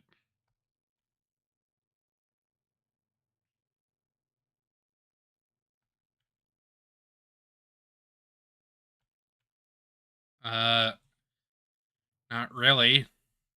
Let's go after Kyoka first. It won't be too late to explain then. We went out into the hallway. There were more rose plants covering the hallway than before. They grow so much just this little bit of time? I turned back to the greenhouse, picked up the knife, and made a way down the hallway, slashing rose plants with it. It's almost as if these rose plants are protecting Kyoka. Or maybe they had a will of their own. Were trying to get in our way. Finally reached the stairs through the hallway of roses. Then ran down the stairs together. Where could Kyoka be? We'll just have to go through the rooms one at a time. Let's start looking in places we haven't been to yet. Kirigiri went down the stairs and put her hand on the large door right beside her. But it was locked. Giving up, she headed up towards the door at the far left of the entrance hall. The door slid open easily. It led to a narrow hallway that's also damp and humid. I opened the door at the very back and found myself in a white room lit by fluorescent lights. It smelled of disinfectant, like a hospital. This room also seemed to be some kind of laboratory. Unlike the hidden room and greenhouse on the second floor, it wasn't covered in plants, it was kept neat and tidy. It's also quite spacious. In The center of the room was a small glass, walled up compartment like a germ-free chamber, inside which was a clay flower bed. There was an eerie plant growing there. First glance, it looks like a cactus-like fleshy plant, but on closer inspection it was... yes.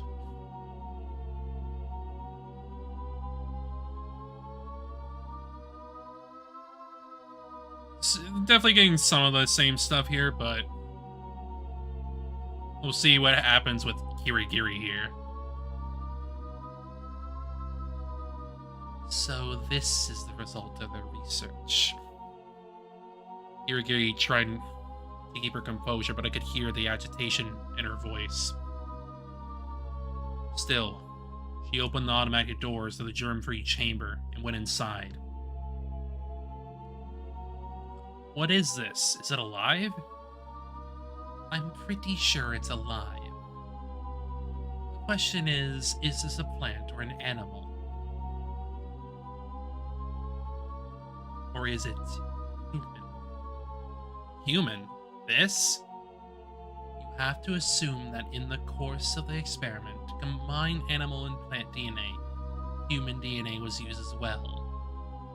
It may have been a trivial experiment at first.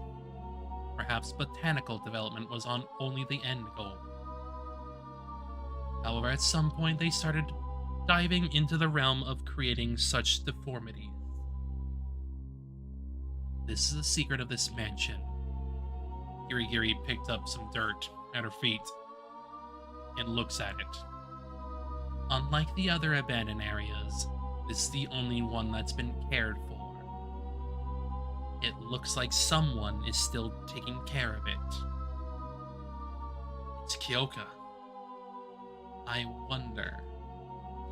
Kirigiri tried to touch one of the plants, like it's nothing. Suddenly, the plant behind her began to move. The cactus-looking plant grabbed Kirigiri's slender arm and wrapped around it. Before Kirigiri could react, she was tangled slightly. Kirigiri tried to twist her body to get out, but the plant was unexpectedly strong and seemed to overpower her. I rushed into the germ-free chamber and stabbed the plant in the arm with the knife I was carrying. They were plants. I had no hesitation in stabbing a plant, unlike a human. However, the stabbed plant began to quiver slightly, and made a deafening buzzing sound. The sound was as if it was screaming in pain. Stab! Stab!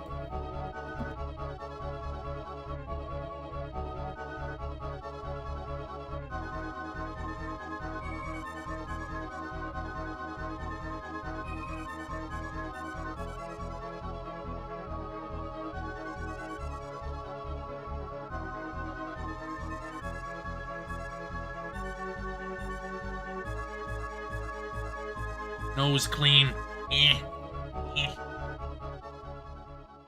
Moreover, where I stabbed it with the knife, a deep red liquid leaked out. Blood? I took the knife in my hand and stepped back. I winced at the bright red, wet hands and the feeling that remained there. As if I just stabbed a human being. The plant cried out in anger, shook off its injured arm, and began to strangle Kirigiri's neck. Kirigiri desperately tried to tear it off, but it didn't budge. The strangling force became so strong that she was no longer able to utter a sound. What should I do? I stared at my blood-soaked hands and the knife. Please don't hurt them anymore. A voice came from behind me. I turned around and saw Kyoka standing at the entrance to the room. She was leaning against the doorway, hugging her own skinny body. Those children are alive too. This keeps up, she'll get killed. There's nothing I can do now. Kyoko shook her head weakly. Kirigiri was struggling painfully in the monster's arms. All we want to do is to live peacefully. But you kept searching in the mansion, and that's no good. Thought you were the one who called the detective here. No. Don't be fooled by her lies. She's a detective who heard rumors about the mansion and came here out of curiosity. Detectives are beings who love to uncover mysteries. She couldn't resist that desire. And she even dragged you, who had nothing to do with it, into the whole thing. What? Not what I had heard from Kirigiri. She's not lured in by Kyoko, but came on her own to solve the mystery of the mansion. If that's the case, then this outcome is she brought upon herself. Don't believe her lies! I hope you finally believe me, Kyoko said, while looking straight at me. I know you're a poor soul who got caught in the middle of all this. Promise not to tell anyone about this place. I'll politely escort you to the exit. Please just walk out of here and say nothing, Kyoko said pleadingly. The urgency of her expression pierced my heart. Her expression spoke to me more clearly than Kirigiri's, whose face I couldn't read. I glanced over at Kirigiri. She began to lose her ability to resist. If I left like this, Kirigiri would undoubtedly run out of strength and die. What to do? What should I do?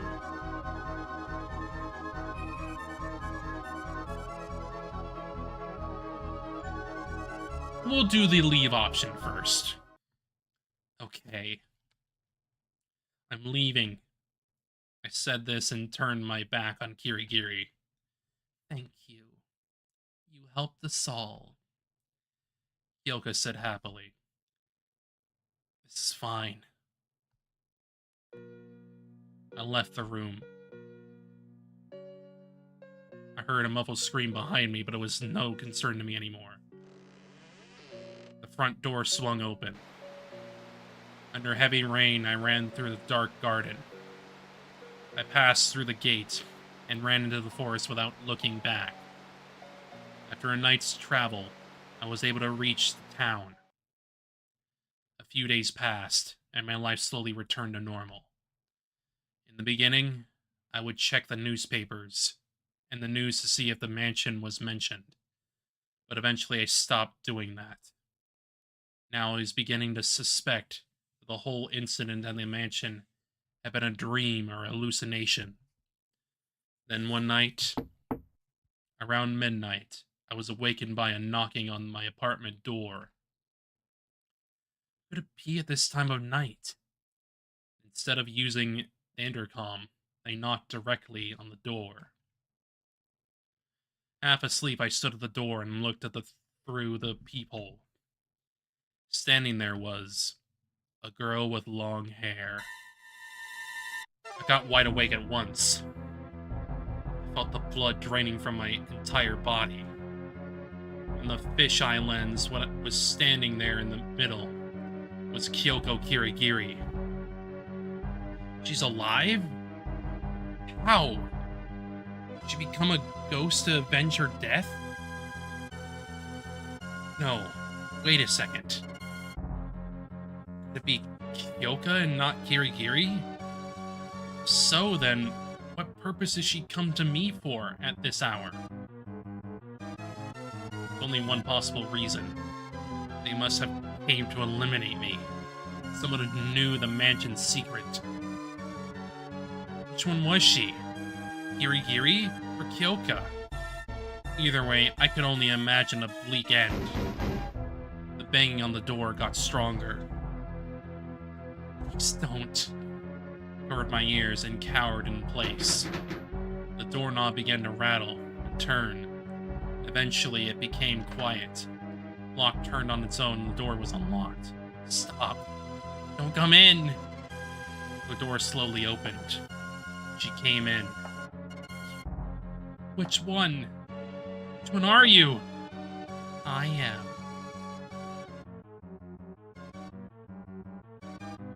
Bad end 1. Gotcha.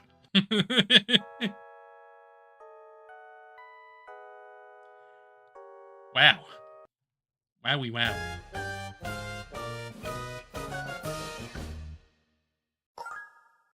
Rip! She's dead-o!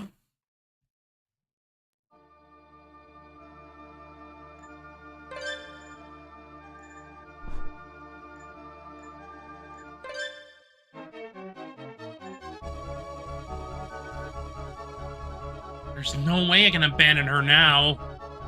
I raised the knife and brought it down with all my might on the arm of the plant that was strangling Kirigiri. A cacophonous scream rose simultaneously with a spray of blood. I didn't care and continued stabbing the plant with the knife until I finally succeeded in cutting off its limb. Kirigiri got released from the limb, and while coughing, she crouched down. It looked like she's safe. I thought you would understand, Kyoka said with a cold expression on her face. The look on her face was still similar to Kirigiri. Kyoka, I understand what you're trying to say. It is true that we have carelessly trespassed on your precious place. I apologize for that. I'm really sorry. That doesn't mean you have to kill her, does it? I tried to help Kirigiri up, but she stopped me with her hand and stood up on her own. What a strong girl. I won't tell anyone about this place. I promise. So just let us leave. Can I trust you? Kyoka asked in a weak voice, leaning against the wall. Yes, we will never disturb your peace again.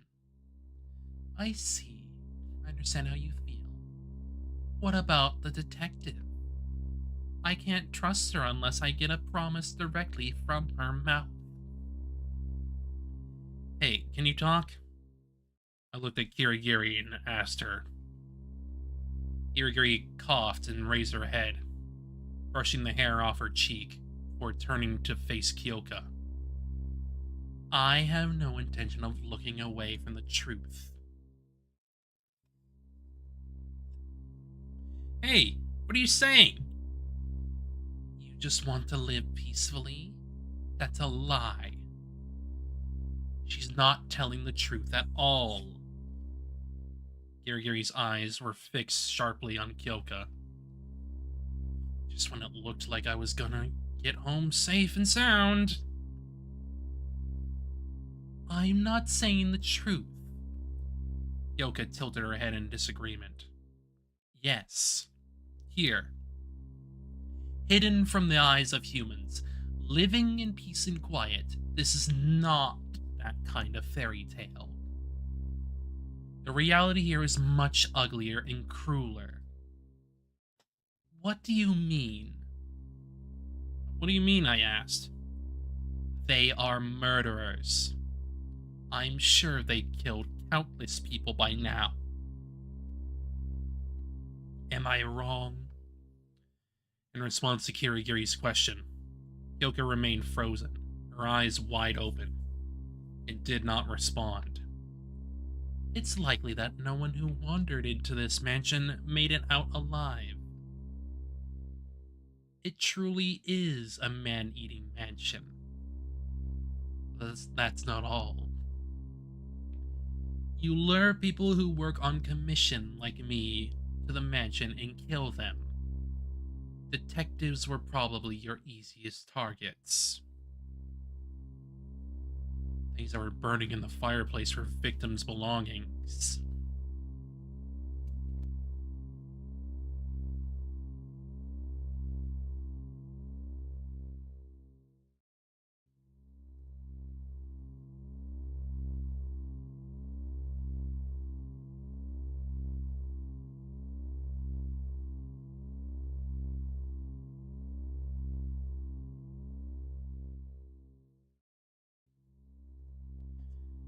That's total nonsense. The clothes that were burning in the fireplace were my clothes. I didn't need them anymore, so I got rid of them. There were ID cards of other people there. I don't know, maybe some cards got mixed in. Really, Kyoka? Really? Then what about this? Kirigiri pointed to the piece of paper she had found in the ashes. A note that said, "Help me." Well, I don't know anything about that. That's not true. You're lying. There's no way you don't know about this note. Because the handwriting on this note is exactly the same as the note you handed him that says, "Please help me, trust me." The words "help me" are exactly the same. So both notes were written by you. The evidence that Kirigiri showed made Kyoka at a loss for an argument. She mentioned it. It's true, both of the notes' writings were the same. What does that message mean? I asked. You have an idea of what I'm talking about, don't you? A message that sounds like a plea for help is given to elicit sympathy and lull the victim into letting their guard down. The same method was probably used on the previous victims. The more humane the person was, the more effective the note given. The amount of detectives you brought here, I can't even begin to imagine that. But why did she need to kill so many? Because there aren't enough nutrients. Nutrients? It's nourishment for the creatures she's carefully nurturing in the glass. Or you can call it bait. The oddly shaped plant in the shape of a human being. So that meant Kyoka was killing people who visited the mansion and feeding them to the plants. Just imagining that made me feel dizzy. They are children who failed to become human. Kyoka stared closer to the glass flower bed. They need a lot of nourishment to grow into proper human form. They are imperfect, sad creatures brought into this world on someone's whim. Even so, I couldn't abandon them. Kyoka walked towards the glass and crouched there. Suddenly, all the plants... Yes.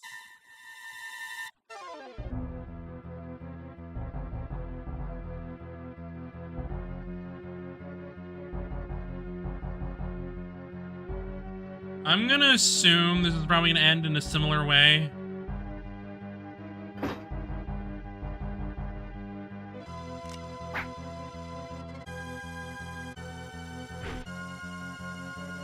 She did a swipe of the leg.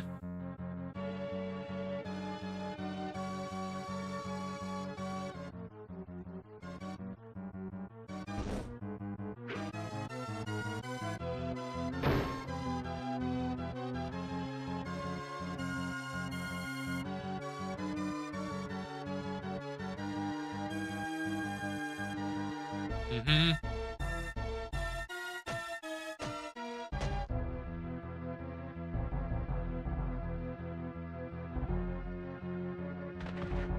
The bottle.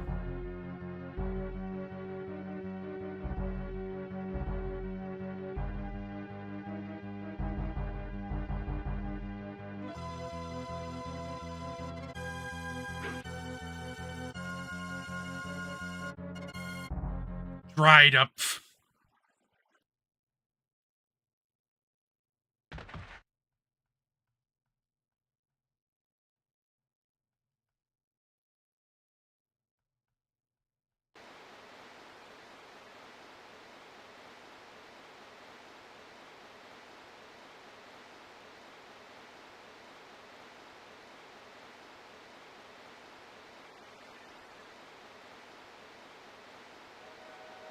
dead again.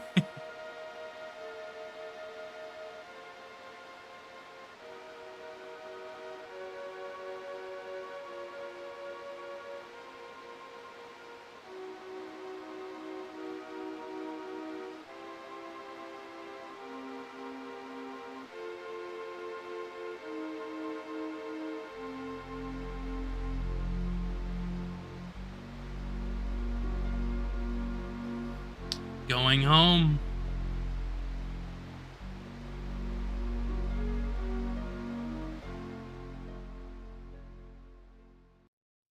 I'm gonna assume all the other ones are probably bad ends. I'd have to assume that's the case.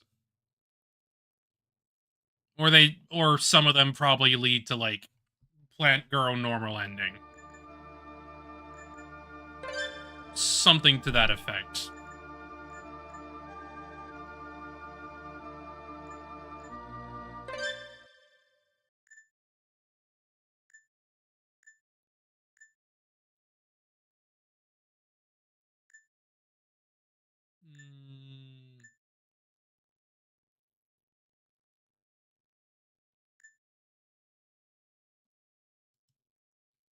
I'm gonna think of it. She was wearing gloves. Those and her slender body, she could probably get past those rose plants. Friend of mine decided to press forward. Yeah, probably sorry. This one probably doesn't matter too much.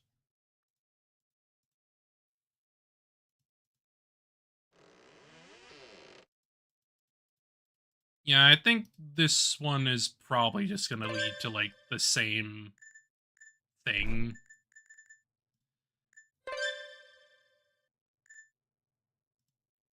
Wanna look for her somewhere else. Maybe she went to check somewhere by herself again. Turned back down the hallway to look for Kirigiri. Door in the middle of the hallway was slightly ajar. Kirigiri was probably over there. I opened the door and went inside. The interior of the room was similar to the previous guest room. However, there was some differences in the windows, that pale pink curtains, that was dressing table and a desk. Cosmetics were placed on the dressing table, and cute writing utensils were lined up on the desk. Kirigiri was nowhere to be seen. I looked in the shower room to see if she was drying her wet hair, but she was not there. Said I noticed a few long strands of hair in the sink. Kirigiri's hair? Perhaps the one who lived here? I left the shower room and examined the desk. I ran my finger over the surface of the desk.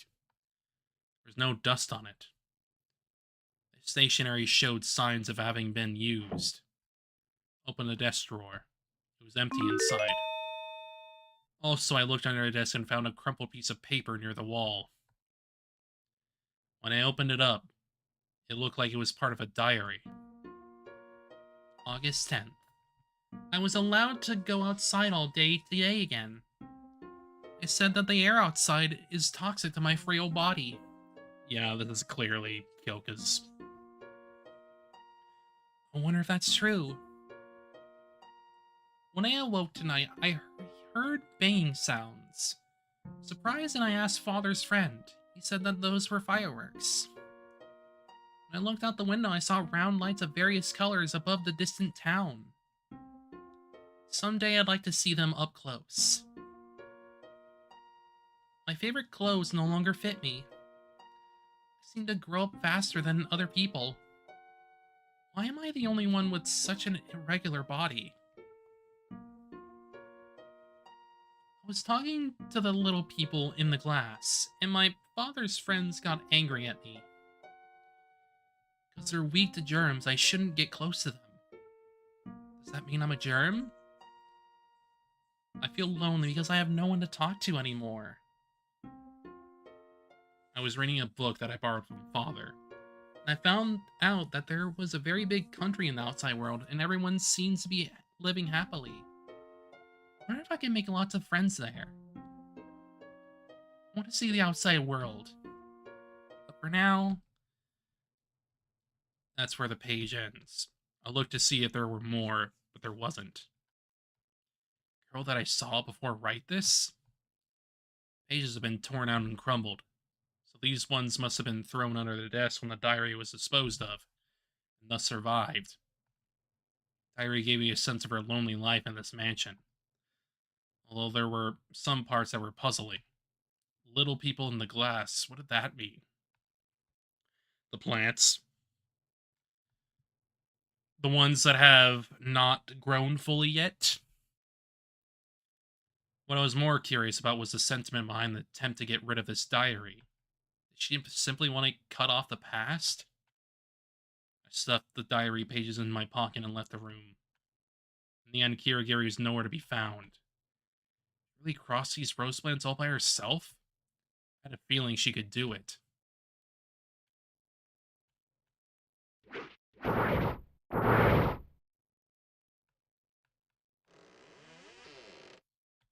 We could have something different happen here because of that, but we'll see.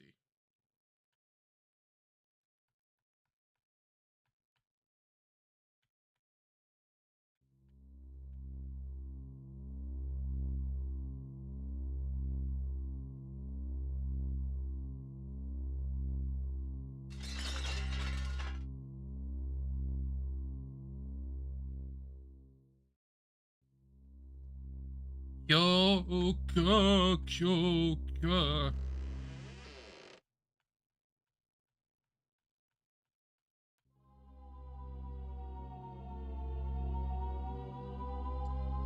I'm actually gonna save. Because I almost have a feeling that something's gonna change as a result of getting the diary.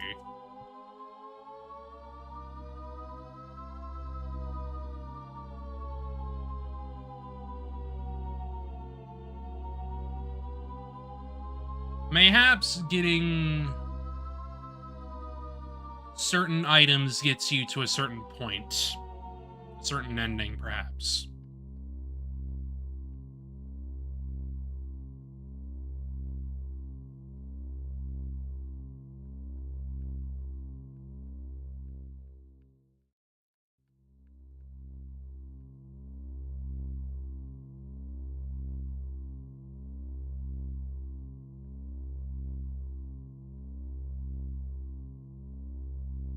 Nope.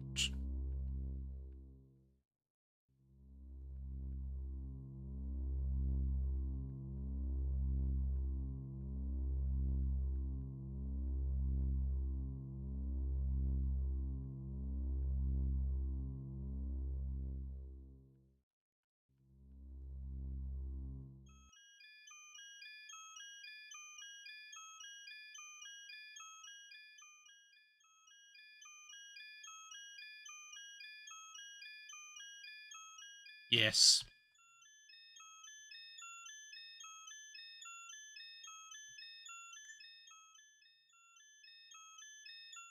Let's try B again.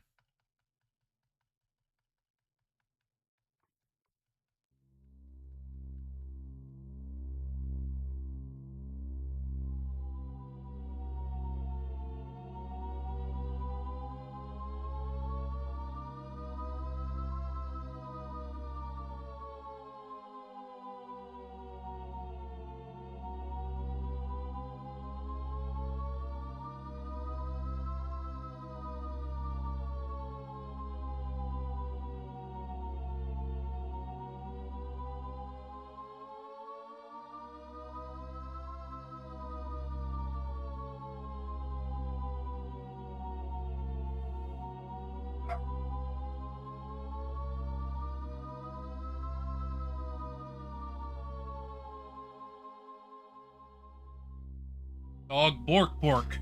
Dog bork bork.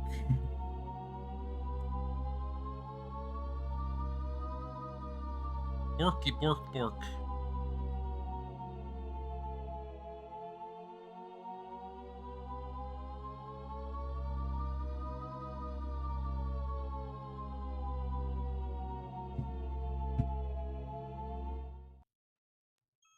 Kirigiri.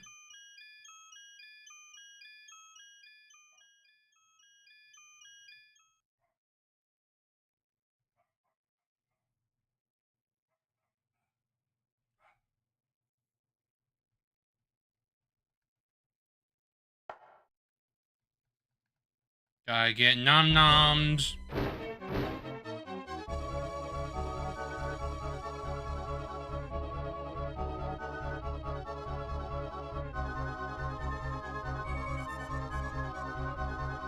Nommed.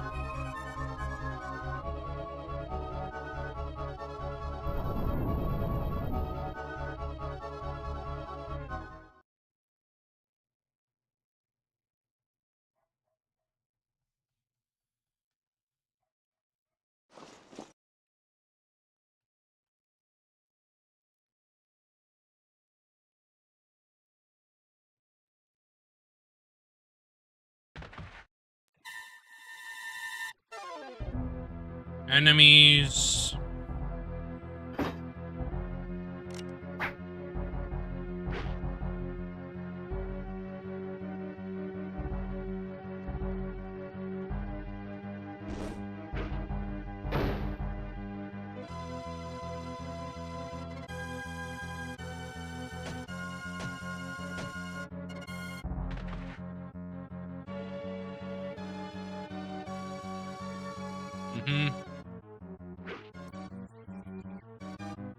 Yeah, I do have to wonder.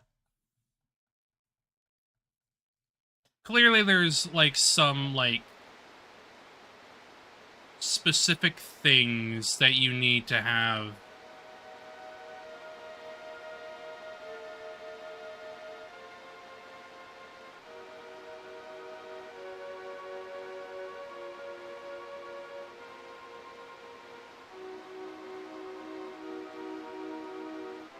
Yeah, it's same ending.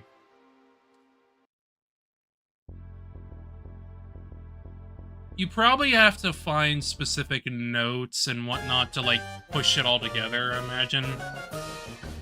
Something to that effect.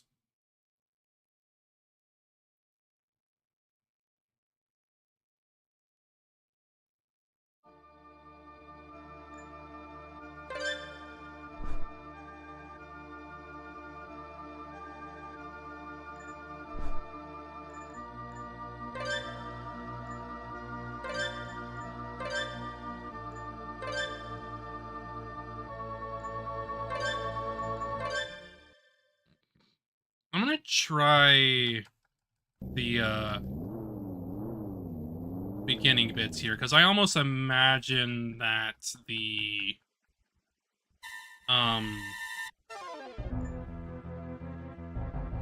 let's see here.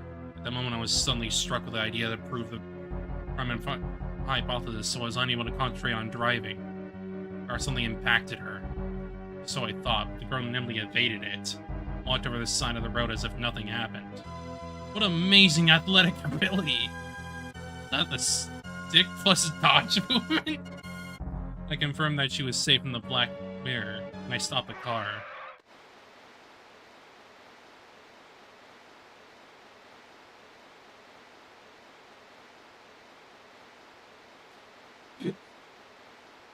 She did the dodge move!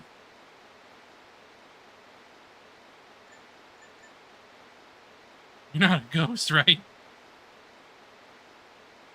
I was about to become one. Because of you.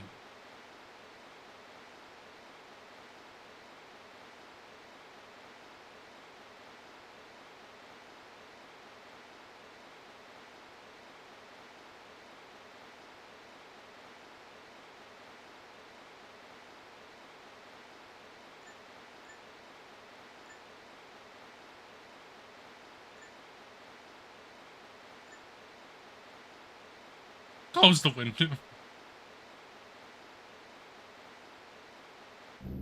I don't need to talk to her anymore.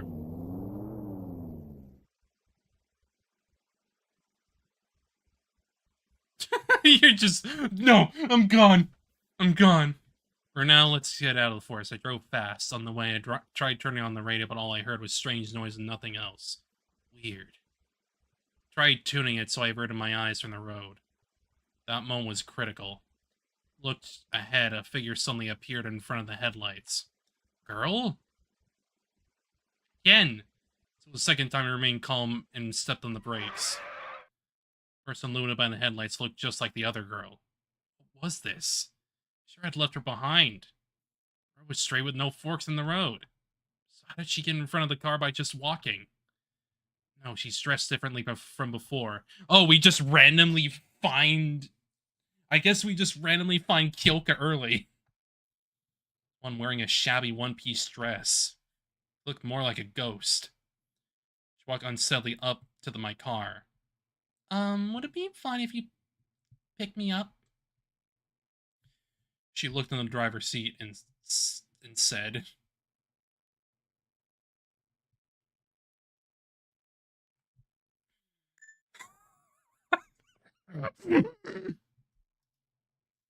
I can't just leave her there. I have no choice but to give her a ride. She was in the passenger seat. Suddenly the air in the car became heavy. Then a grassy smell started to drift around. What's this smell? Smell of leaves? Are you a detective? The girl in the passenger seat asked a weird question. Detective? No, I'm not. Oh, I see. You just happen to be passing by here. Yeah, sure. You know anyone named Kyoko Kirigiri? Kirigiri? I don't know him. I see. So that means 2 portions tonight. 2 portions? She's saying this whole time. It's too creepy to be comprehensible. As I glanced sideways at the passenger seat, she suddenly leaned forward and grabbed the steering wheel. Hey, what the... She turned the steering wheel sharply, and the car was about to hurtle into a tree on the side of the road. Wow, Kyoka.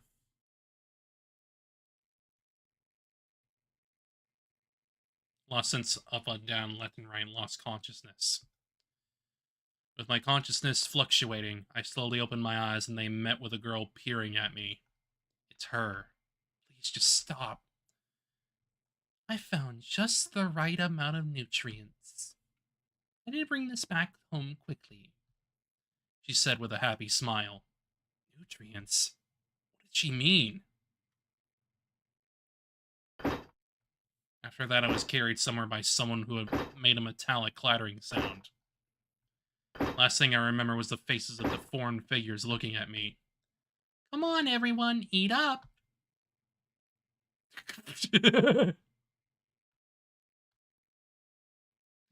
Wow. Good job. Good job there, buddy. Good job.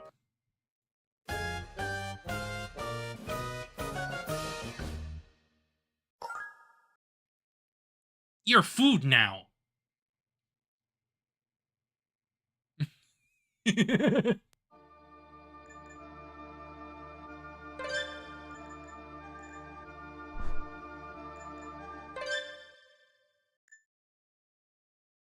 have a bad feeling. I probably shouldn't let her in. I hit the accelerator and left her behind just like the one before. This is too much for me, man. Ah! What was that girl? I checked the rearview mirror. Creepy girl's figure quickly vanished in the background. Ah, thank goodness. Turned my eyes back to see the front. A figure suddenly appeared in front of the headlights. Girl? Same as before!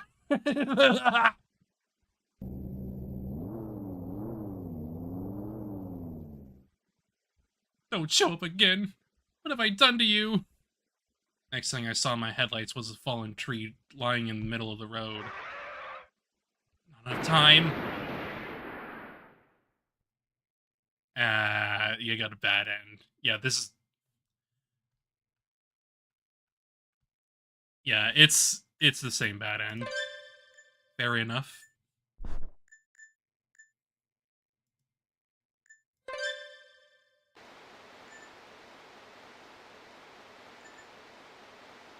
Maybe Charles told me she was hurt. I kept apologizing to her.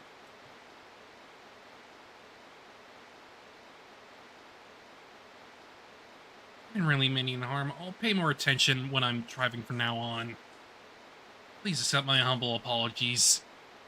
Apologized multiple times. The girl, expressionless, looked deep into my eyes and slightly shook her head. Felt as if she had seen through everything, from my true feelings to my sexual preferences. As if she had given up on me, she ignored me and began walking. Again, became relieved, closed the window, and began driving once again.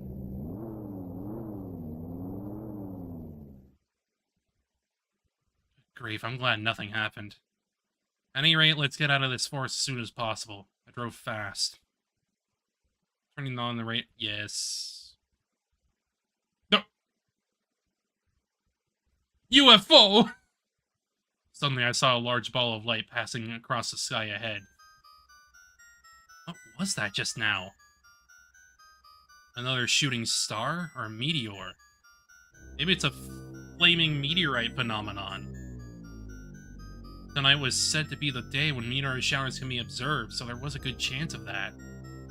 If the sky was covered with rain clouds, the light could be explained, assuming that the meteorite was falling to the ground. I glanced at the sky while keeping my eyes on the road ahead.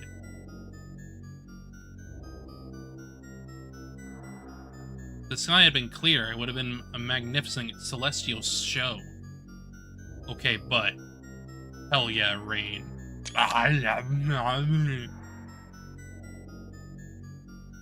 that moment, the ball of light appeared in front of me again.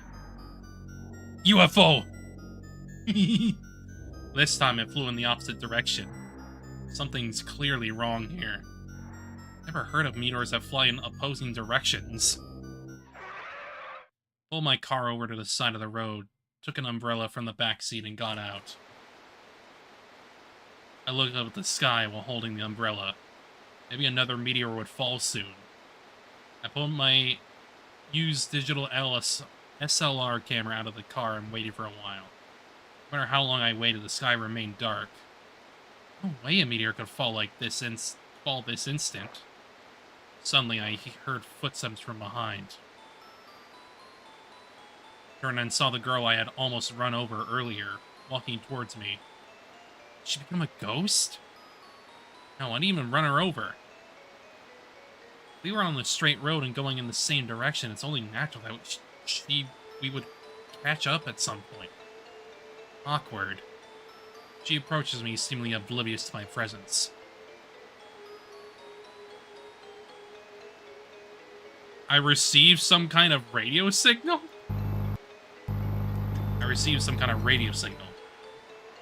Humans need calm. Unintelligible words come out of my mouth. She came closer and looked at me with narrowed eyes. Are you okay? What was that just now? I involuntarily held my breath.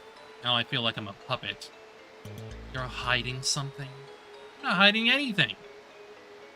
You're alone in a forest like this on a rainy night, holding a camera and looking up the sky. No matter how you look at it, you're a suspicious person. That's... Threw the camera in the car and acted as if nothing happened. I'd say you're suspicious too! What's suspicious about me? Girl wandering around alone in a forest like this at night? I can't imagine there's a good reason for that. I'm here on business. Business? What business? That's a secret. She averted her gaze and said, See, you're suspicious after all. I'm done talking about this. She seemed to have reached the end of her conversation with me and started walking alone. That's when it happened. A ray of light fell from the sky and struck a nearby tree. After the flash, a roar echoed around the area. I covered my ears and crouched down. The umbrella I let go of danced in the night sky. The girl was also surprised and looked back.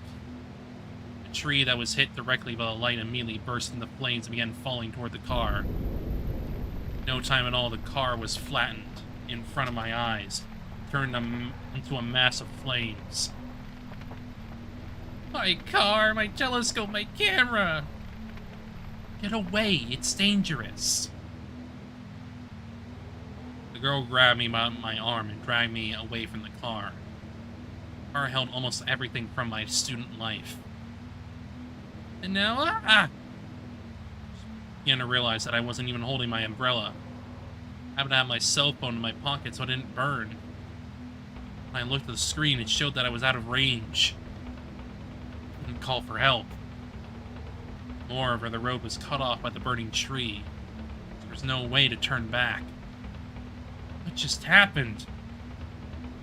Did you see that just now? I asked her as I unsteadily rose to my feet. Yes, light coming down. Probably a meteor. I saw another... Probably a meteor. I saw another meteor earlier. That's why I was holding the camera. See, now that you get that I'm not suspicious? That's strange. You're still doubting me? No, that's not it. If it was a meteor strong enough to knock down the trees, a shockwave would have spread farther around. Seems only that tree was hit directly and damaged. She mentioned it. It's true that with that kind of force, it wouldn't be surprised if those of us nearby have been blown away as well. No time between seeing the beam and when it burst into flames.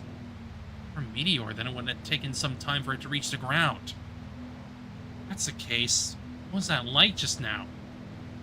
Who knows? The girl put her hands on her hips and tilted her head. Looking at her again, she was quite a beautiful girl. The fact that she looked vaguely ghostly was probably due to my first impression, or perhaps because of her pale skin.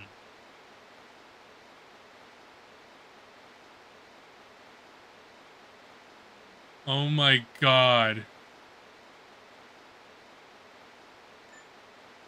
Oh my god. Beat him up, now. Never mind, let's just get married. Well, do you prefer the church or the shrine?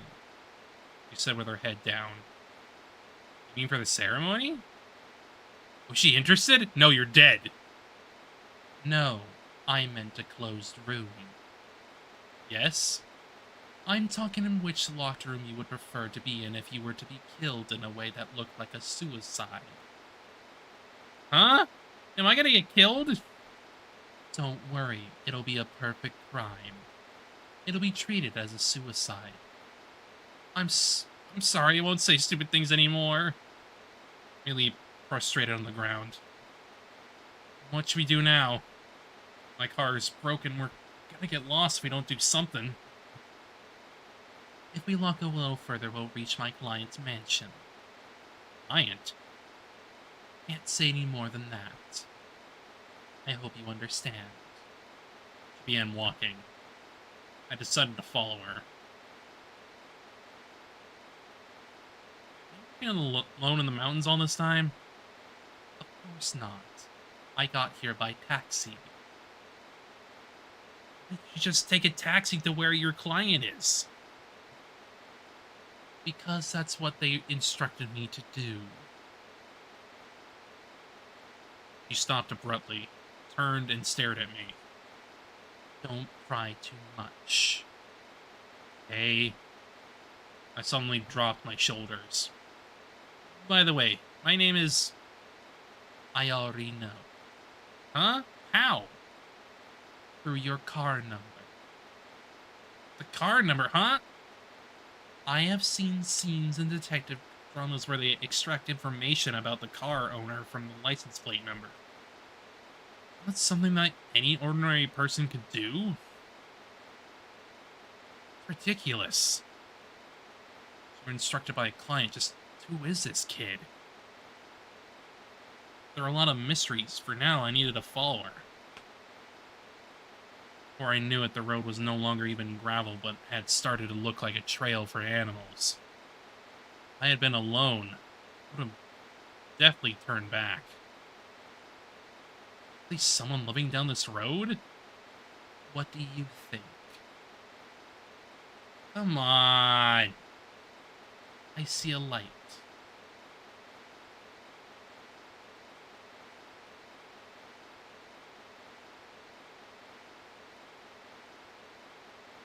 Client told me to come alone. If you want to turn back now, I won't stop you. There's no reason for us to go together in the first place. Say that?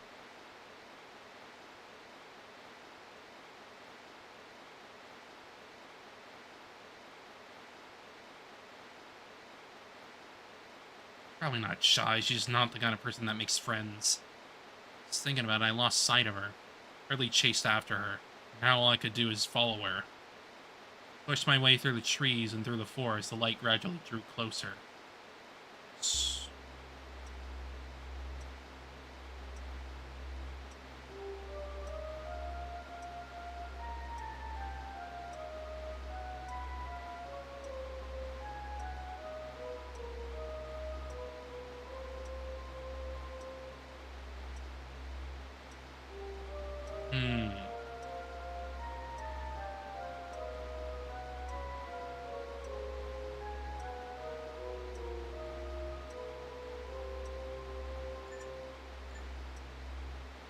I had to look cool in this kind of situation.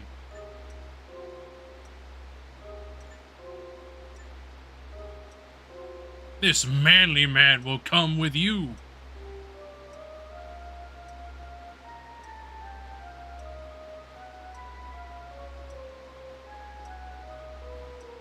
Oh, this dude.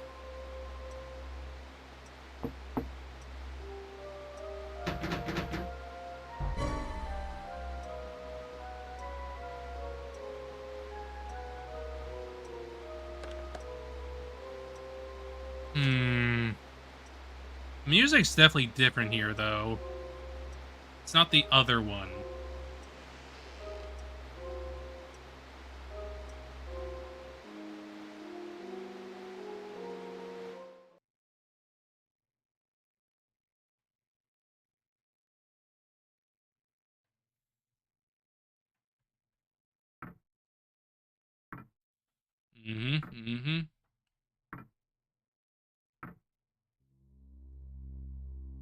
Tree.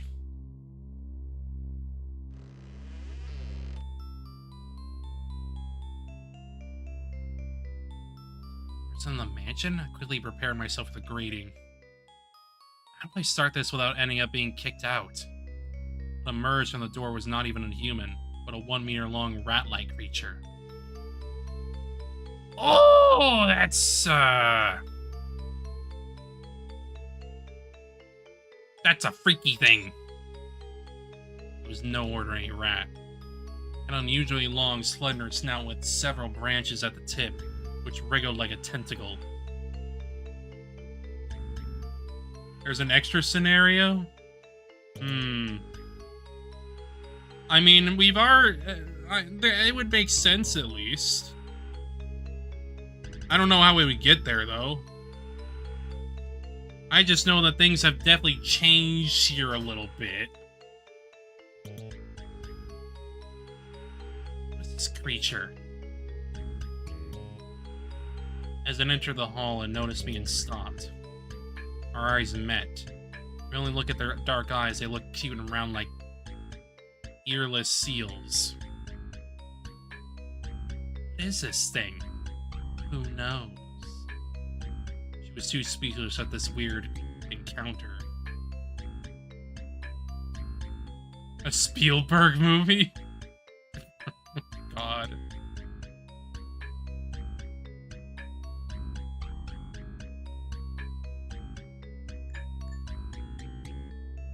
An Emmerich movie. Then it approached me. Its cycle was moving fluidly. Go home, bastard!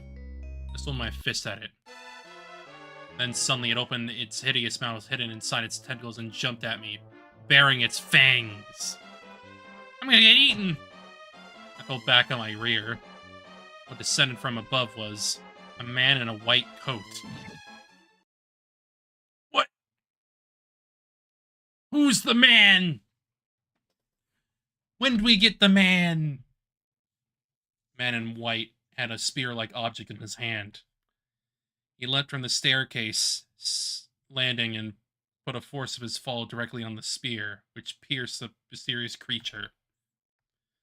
The white decorative cloth wrapped around his spear fluttered gently, tracing his graceful trajectory. The mysterious creature let out a scream similar to that of a squashed frog and died. The man in white slowly stood up and turned toward me. He had a strange hairstyle that looked like two horns growing from his head. Huh. It's a look that once seen was unlikely to be forgotten. It didn't bite you? He quickly adjusted the collar of his white coat, held out his hand to me, and helped me to my feet. Yeah, that's lucky. This is called rhinogretentia. Managed to get past the traps and finally made it into the mansion. The man in white raised his spear and swung it, as it to wipe away the green liquid off the tip of the blade. Who are you? I am Santa Shikiba. People call me the ultimate botanist.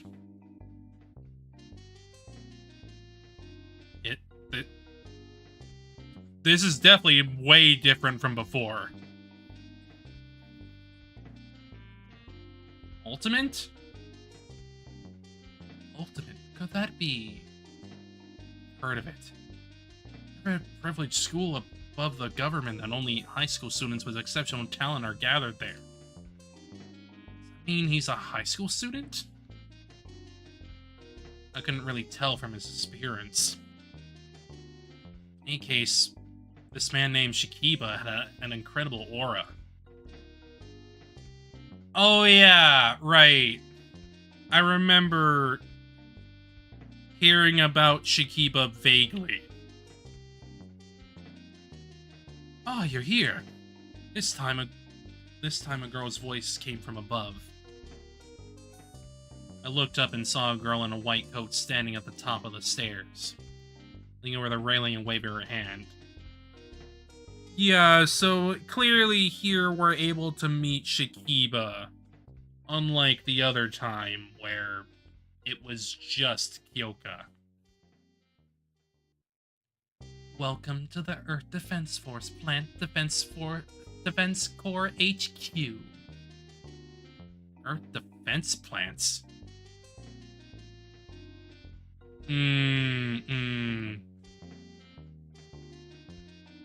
What? Let's talk in detail in the neighboring room. Follow me. Shikiba opened the main door. As if he had suddenly remembered something, he turned and asked us before entering the room. Are you ready to risk your life for the most noble mission on Earth?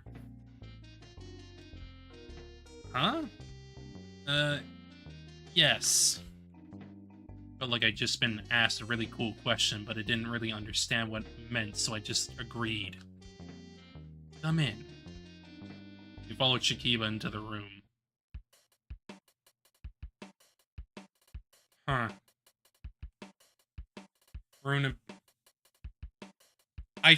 We probably did. There was a UFO above, which kinda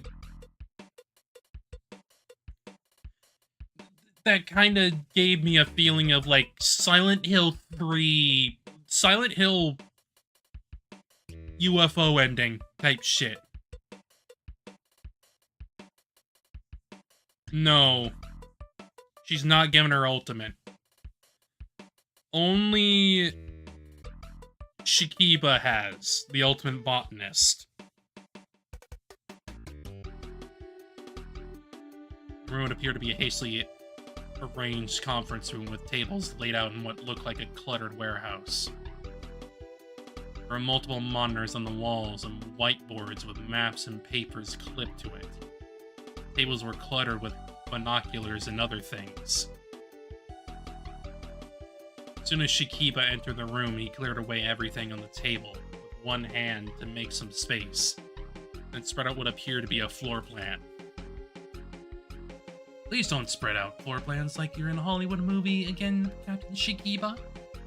It's a lot of work to clean up. The girl in a white coat entered the room and locked the door. The same girl who was up on the stairs earlier. Welcome to the HQ of the Earth's Defense Force. Shikiba offered a handshake. I stood there confused. He passed me mine, respectfully took the hand of the girl behind me. You are the ultimate detective, Kyoko Kirigiri. She nodded silently. What did you say? She's also a student at that school? And a detective? Information was pouring in one after another after unexpected directions. Mine was having trouble keeping up. I'm grateful that you came all the way here despite the enemy of my request. Sorry for being so ill-mannered. There are circumstances, so please understand. I don't mind that, but I also needed to disclaim one thing. I found him in an accident on the way here, and I had no choice but to bring him here. Kirigiri explained as she gave me a side-eye. She helped me when I was in trouble in an unexpected accident. What do you mean by accident? Explain that meteor fell.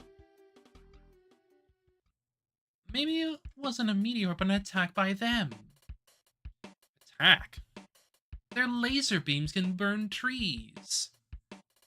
Yeah, aliens. We're definitely in the weird comedy bit. The light you have witnessed several times must have been their UFO. Laser beams, UFO? These are some scary words. The fact that you survived their attack means that you are already a comrade. I welcome you. Huh? Good for you, Kirigiri said with a cold expression.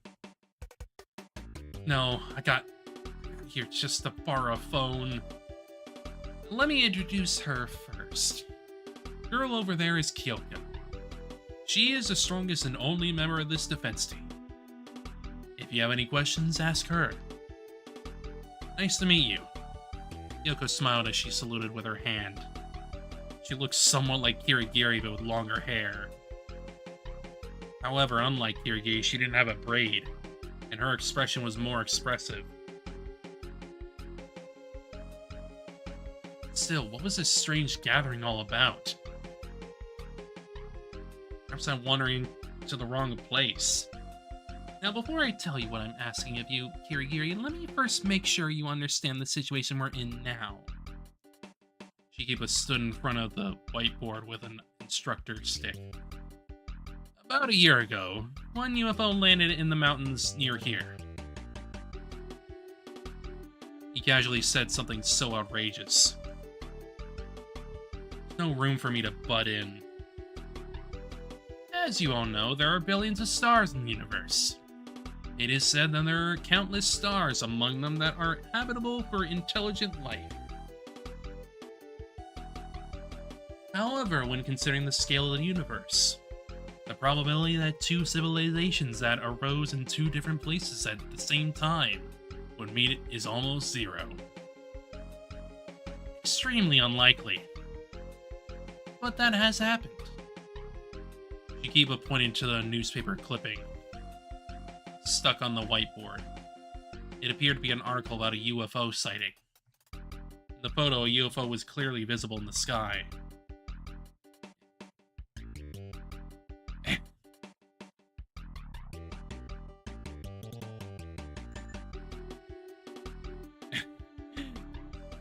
That UFO has the UMO alien markings on it.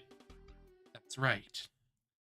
How do you know that? Could you be the legendary UFO contactee, Shangri-La F? Ooh, that brings back memories. That's what they used to call me. It's a handle I used to call myself in an astronomy-related online community. Oh my god! We're going in the deep end with this one! I knew it. The wind is finally starting to blow in our direction. The tailwind of victory, Shikiba said while raising his fist in excitement. Moving forward, Kirigiri became the comedy foil. Sorry. Shikiba straightened his posture and continued.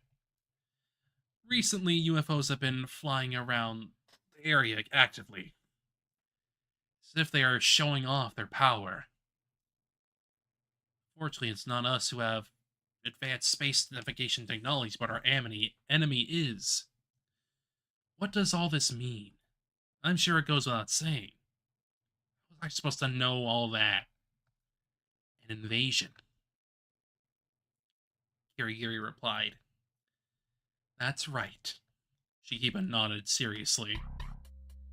They are probably a Type 3 civilization, that is. They are a super advanced civilization that can control a galaxy.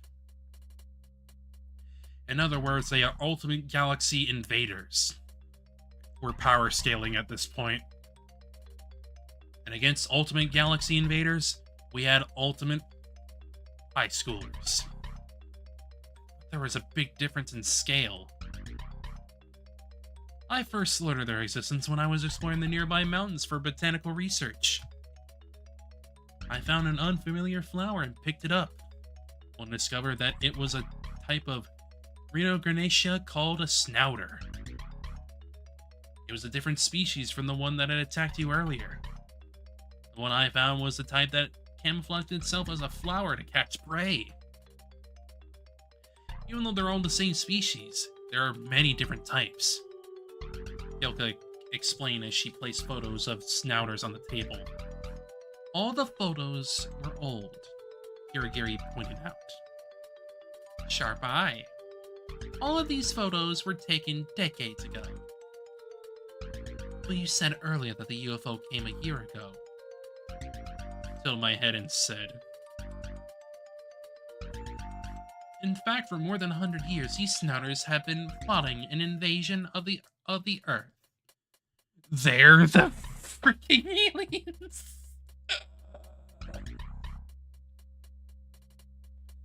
The first invasion site chosen was the Hiyi archipelago in the South Pacific. They controlled the natives and built their own community on the isolated islands. It's a story that's hard to believe. But I actually did see a snouter. There was no doubt about that. Their invasion is steadily increasing. The situation changed drastically with the outbreak of the Pacific War.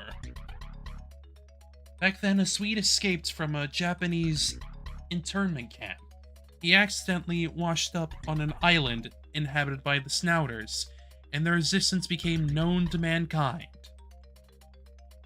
However, the records of that incident were sealed for a long time, were never made public. But it's now possible to view it through some official documents. The photos were apparently taken at that time. Wait a minute. What happened to the snouters then?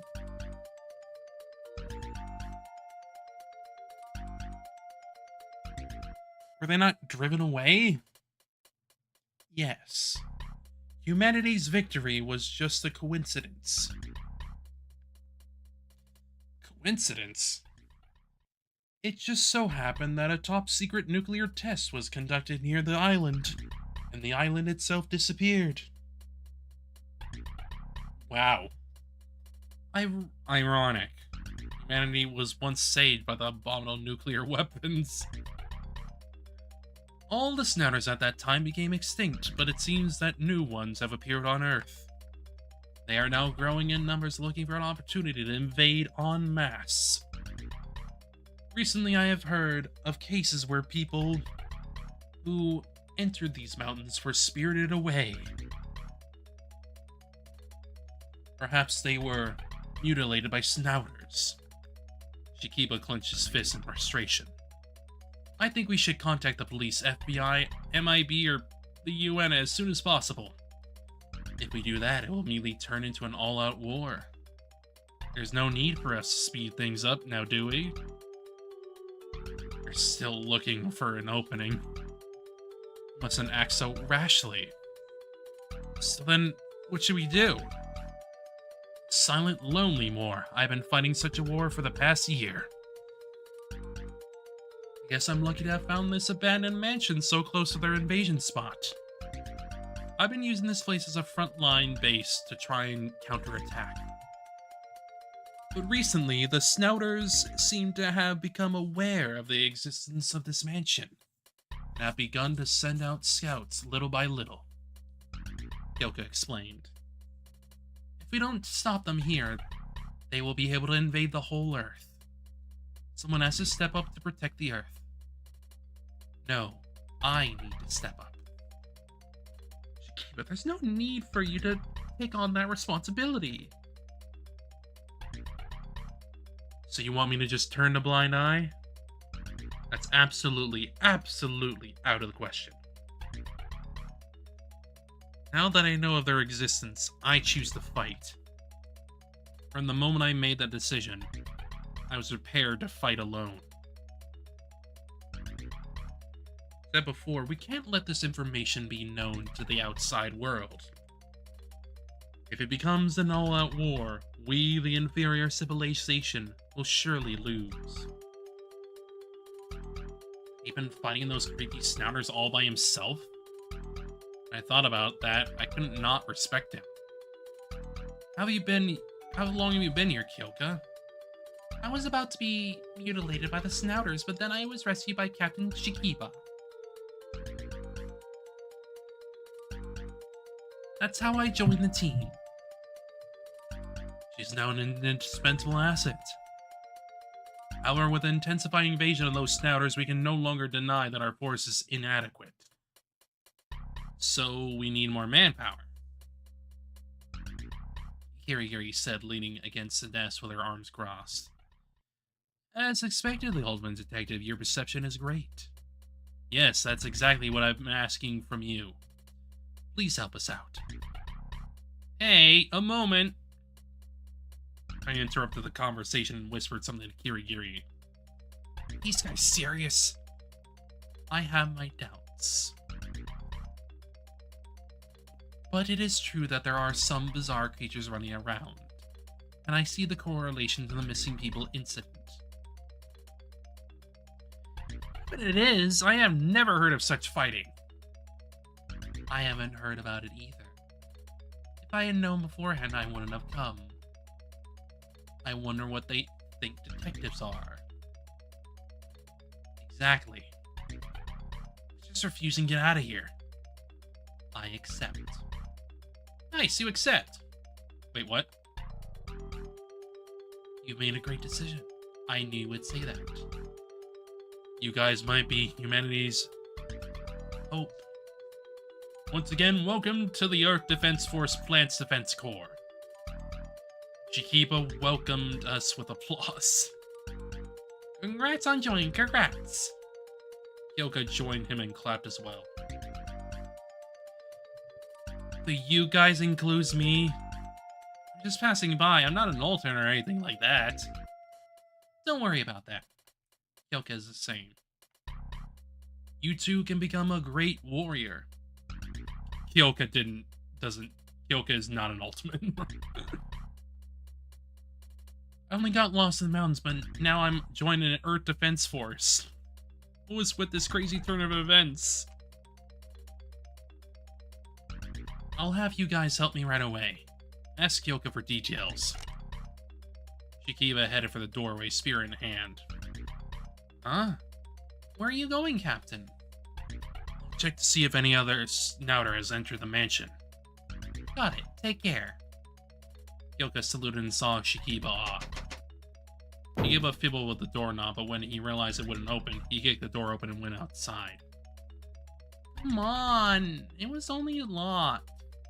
Captain goes wild every time. Kyoka picked up the broken metal part of the lock and sighed. I don't think the word wild can describe that alone. Although I ended up joining the Earth Defense Force by chance, I wonder if this was the right decision. I asked Kirigiri.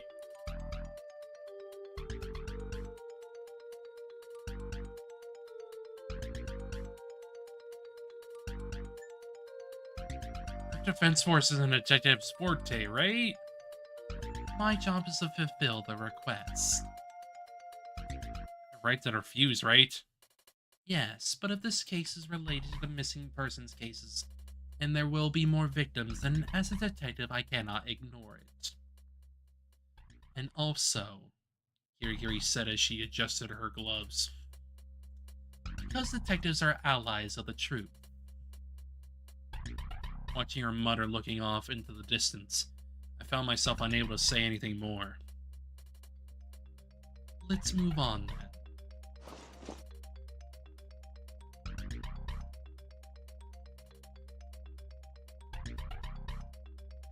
Kyoka said as she pulled out a machine gun from somewhere and slung it over her shoulder.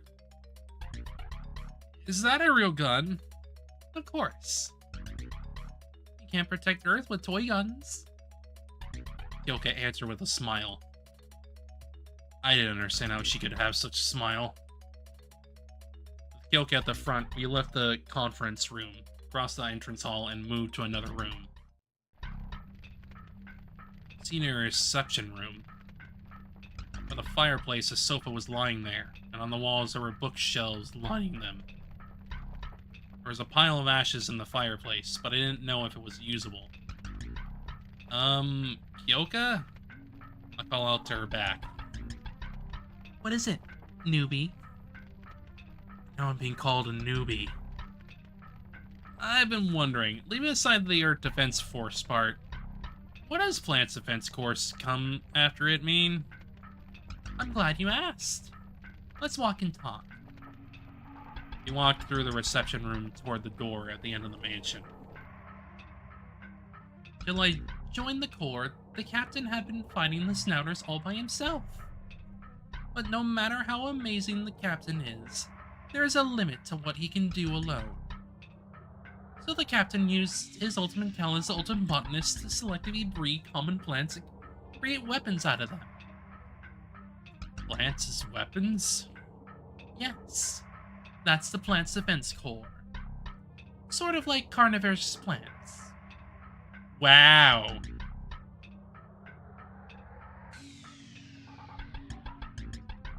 They are plants that capture insects and use them for food. Did you know that? We have modified these plants for Snouters and placed many of them around the mansion as traps. Strange plants in the garden were weapons. I think I didn't go near them. By the way, there is a trap set up in this room as well, but it seems like it didn't go off. Kyoka said, looking up at the ceiling. For inspection, the ceiling was covered with a mesh of ivy plants. What is this?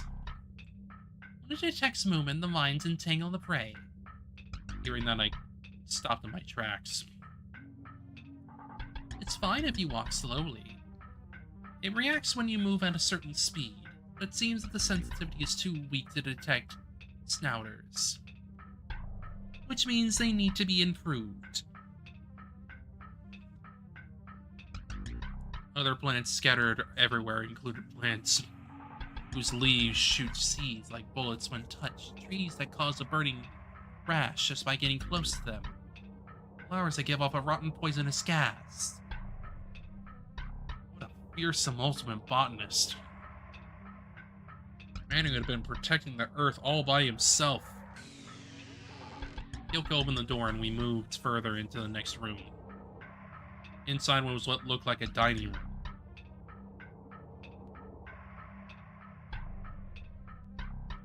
Large trunk case. Well then, I guess I'd like to get started with the mission. Kyoka opened the trunk case and took out a small pot from inside. A shell-like plant with an open mouth was planted in the center of the pot. This is a sensor-activated mine made from a Venus flytrap. When you touch the leaves, the explosives in the pot will detonate. Kyoka handed the potted plant to Kirigiri with a smile. Kirigiri's face stiffened. We place these under the windows. Please do not touch the leaves, or you will be blown to smithereens. We placed the traps with utmost care. The window had iron bars on the outside, making it difficult to get in. Through the gaps in the bars, I could see the pitch-black garden. casually looking outside, a pair of black eyes suddenly appeared. A snouter? Yeah! I jumped in surprise and threw the potted plant I was holding. The plant bomb flew through the air. It was falling to the ground. I saw the projection line in slow motion, and...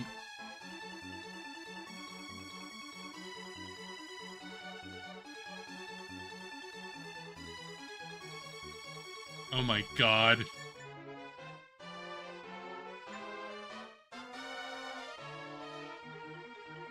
If I get out of this alive, I'll tell you that nah, never mind. Our brief encounter was a perfect miracle on a mirror-showered night. Farewell, Kyoko Kirigiri. No, wait. She was running.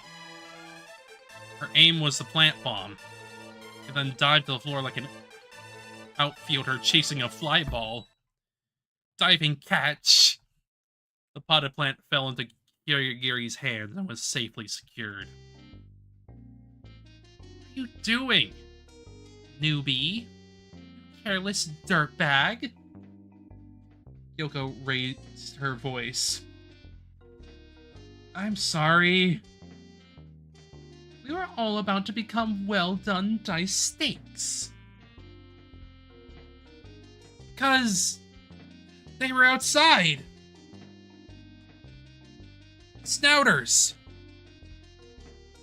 Outside. Kyoko aimed the machine gun at the window and looked outside. But soon after, she shook her head. There's nothing there.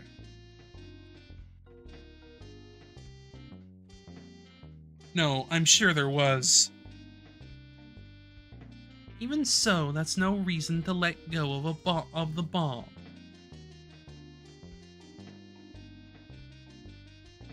Kirigiri stood up, placed the plant mine on the table, and hand-combed her messy hair to fix it.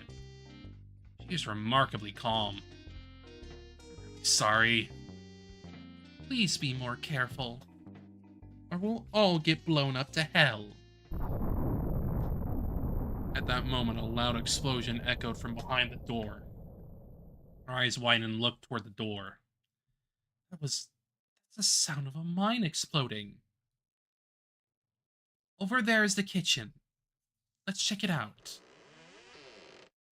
We cautiously opened the door. As soon as we opened the door, the smell of smoke and gunpowder enveloped us.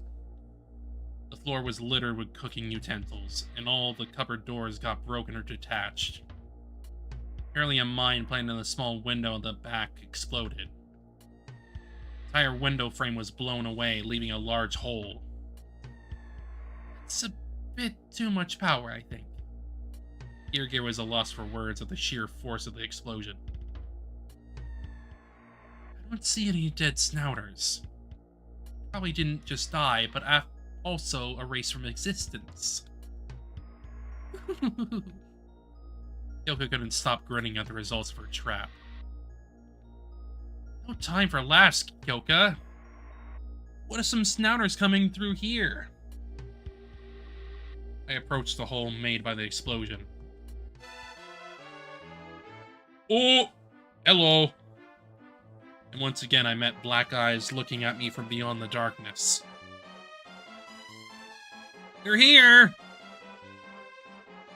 Snouters invaded through the hole, their tentacles wriggling. And not just one. Following the lead was 2, 3. Anyway, a lot of them crawled out of the hole. Their invasion has begun. Get back.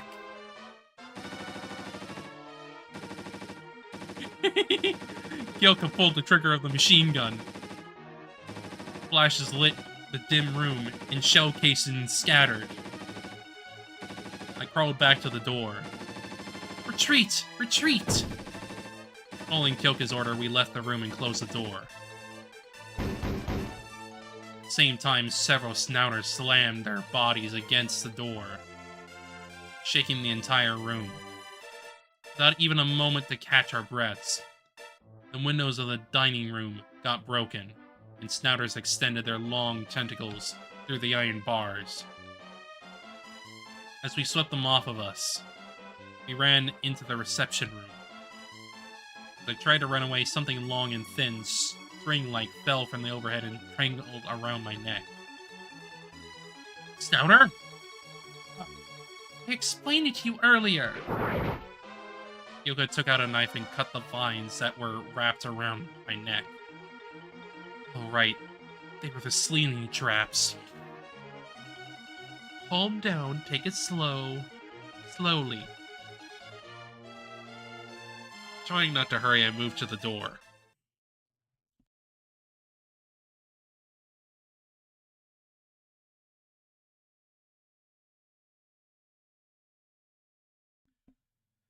Finally, we returned to the entrance hall. However, what greeted us in the hall were giant snouters that had just burst through the front door. It's huge, almost twice the size of the ones I've seen before. Oh no. Pieces of the door were scattered all around. The giant snouters stepped through it and rushed in. There must be 5 or 6 of them. The despair I felt at that sight of them was enough to make me think of death. Get down! Kirigiri threw a plant vine she had from the kitchen at the group of giant snouters. It instantly exploded. However, amid the rising smoke, the snouters continued to wriggle, splattering green liquid, still not collapsing. It's a nightmare. It seemed that the attack made them see Kirigiri as a threat. They let out an earth-shaking roar, charged towards Kirigiri. It's like a runaway car that came barreling down the street at full throttle. Oh boy! It's impossible, there's no hope. I unconsciously covered my eyes to avoid looking at the horrific reality. And Kirigiri's scream echoed through the hall. It sounded like a frog getting squashed. Like, when I looked, I saw that the giant snouters in the hall had been grouped together and impaled on 2 points on the wall. They were lying lifeless like skewers of rice dumplings. It was a spear piercing them. And then, a silhouette appeared from the torn-down front door. Captain! I couldn't help but call him that. Captain Shikiba. That was a close call. Shikiba pulled a spear from the wall. Before he could catch his breath, large snouters rushed in yet again from behind Shikiba. This time, there were more of them than before. Have to abandon the first floor. Let's go, upstairs! Following Shikiba's lead, we ran up the stairs.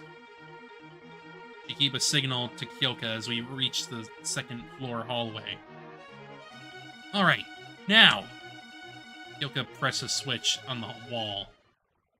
Then the stairs exploded, and the snouters involved were blown into the air. This'll buy us some time.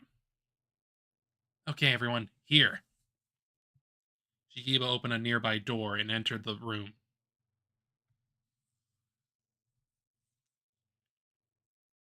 It was at first glance an ordinary guest room.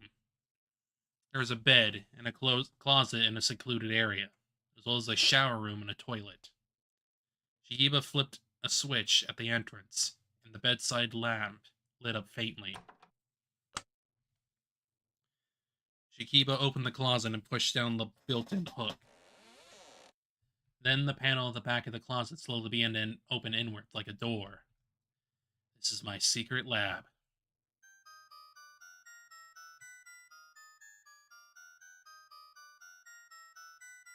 Microscopes and testing equipment were placed on the laboratory bench, and unfamiliar plants were in planters around it.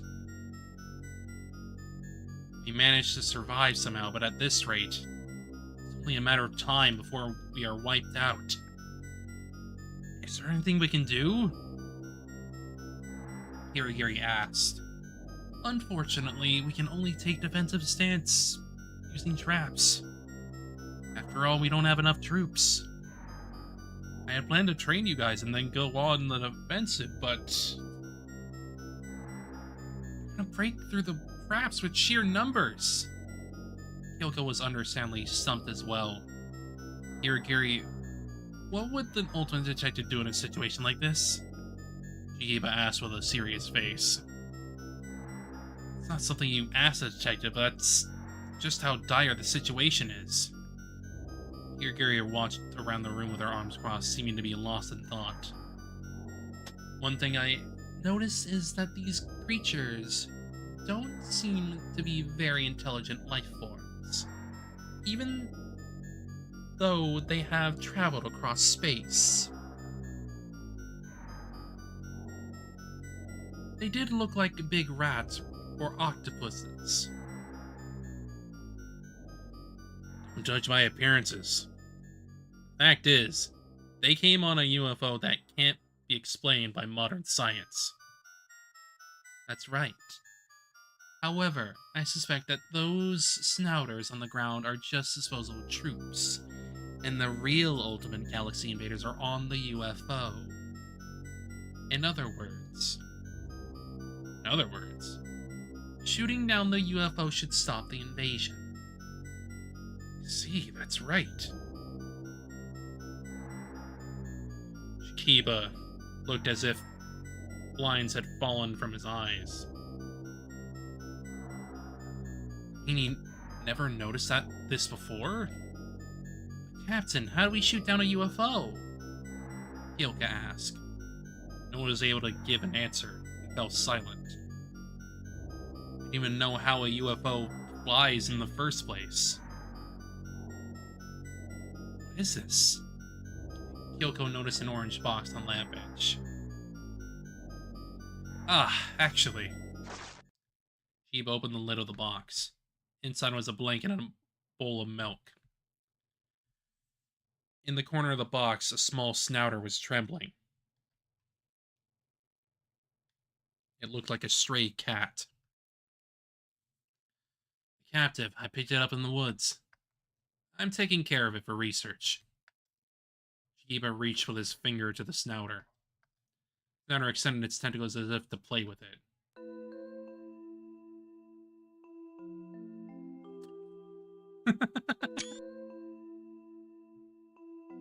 Could it be?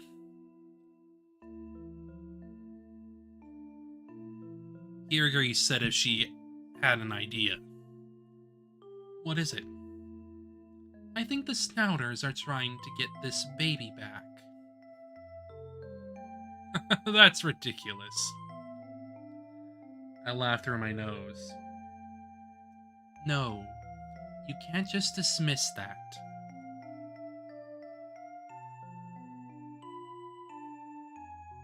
Shikiba blurted out from his chair and stood up. What if this captive is crying for help from the rest of the group in frequencies we can't hear? Like telepathy and such.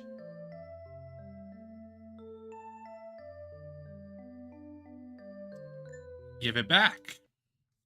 We need to give it back, Eileen Portman said. That's right, this baby will make for a good bargaining chip.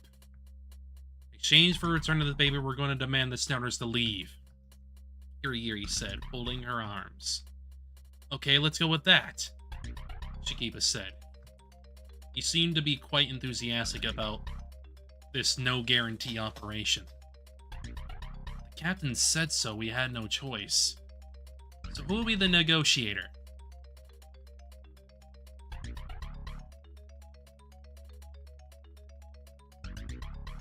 I mean, they already saw her as an enemy, so I don't think it's going to be likely for Kirigiri. Look at Kyoka. She raised her hand. I'll take care of this.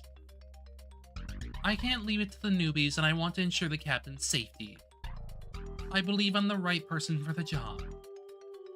No one objected.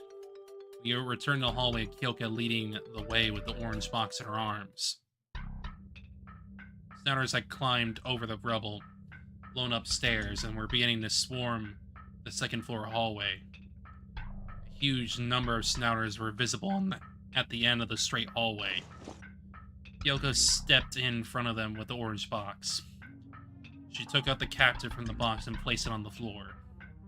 Snouter seemed to notice the captive and stopped walking. Good, it's working.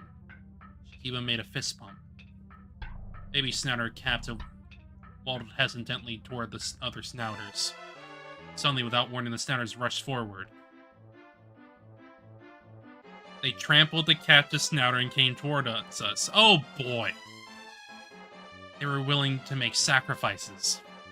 Kyoko, run! Retreat for now! To the room at the end of the hallway! Shikiba shouted. Kyoko turned around in a panic and took off running, but he fell down with a loud thud. Kyoko! Please sneak me and run ahead! Kyoko cried out as she was on the ground. I can't leave you behind! Eva ran over to her. Captain! He turned back down the hallway while holding the spear. Tell me he's planning to hold off the Snouter's invasion all by himself. Go, Kyoko, while you still can. Captain! Stand up. Come on, hurry! Kyoko stood up and turned to Shikiba with a worried look on her face. Go! Shikiba said with his back turned. Kyoko ran toward us. At the same time, the Snouters attacked Shikiba. They pile up like a mountain clinging to his body. Oh, I won't go out so easily! Sin! They all shouted at the same time. Even Kirigiri. The future of the Earth is in your hands! The voice of Shikiba, now a pile of Snouters, echoed through the hallway. And then, from the inside of the pile, he stuck his hand out. I looked closely and saw that he was giving a thumbs up. Kyoko, soccer tea you made me was delicious! With his thumb, Shikiba pressed a switch that he was holding in his hand. Then the Snouter pile began to glow from within, and exploded. The Snouters were blown away, and smoke began filling the air. We ran through the iron door trying to escape the smoke and the cruel reality. Damn, Shikiba, damn. The room had glass ceiling and walls, and there were plants growing everywhere. It looked like a greenhouse. Captain, why did you do that for someone like me? In the silence of the room, Kyoko dropped to her knees. We're supposed to keep fighting now.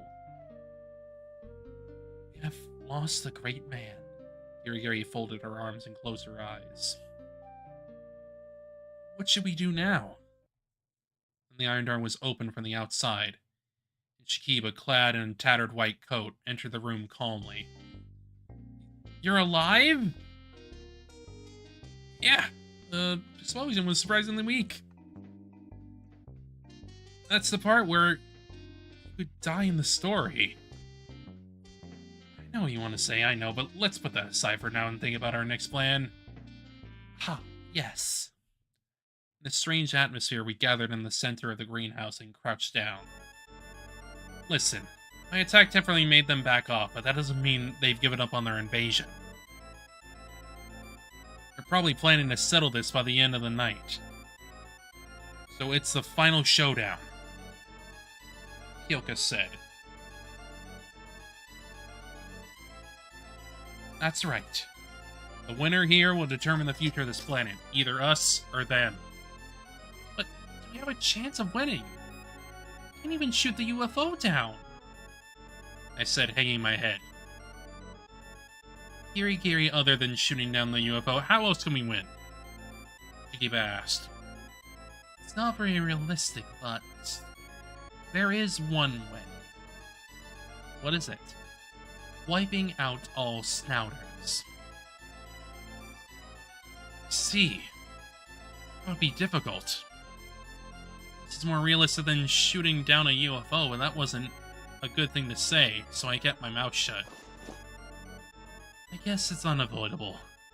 Chikiba suddenly stood up and said, "What's the matter? You shouldn't falter in this last phase of the battle. It's time to play the ultimate trump card. Operation Absolute Bomb Cone, or ABC for short." Operation ABC? Kind of awesome secret weapon?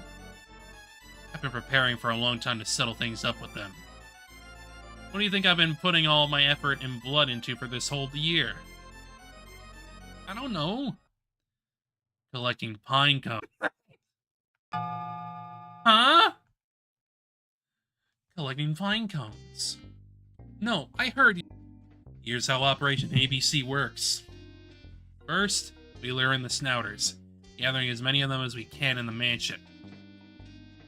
This place will be filled with snouters. Then, once that happens... That's when the pine cones come in? That's right. We'll throw the pine cones. The pine cones are their weakness. No, that's not the case. Pine cones are well known to be natural fire starters because they contain a lot of pine resin. What's more, the pine cones I collected are specifically bred pine cones. They have a burning power of an incinerating bomb, and explosive power has the look on her face.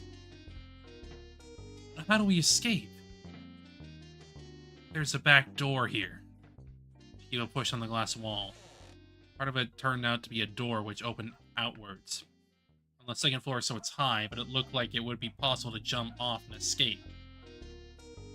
Okay, let's go with that plan. Kirigiri nodded.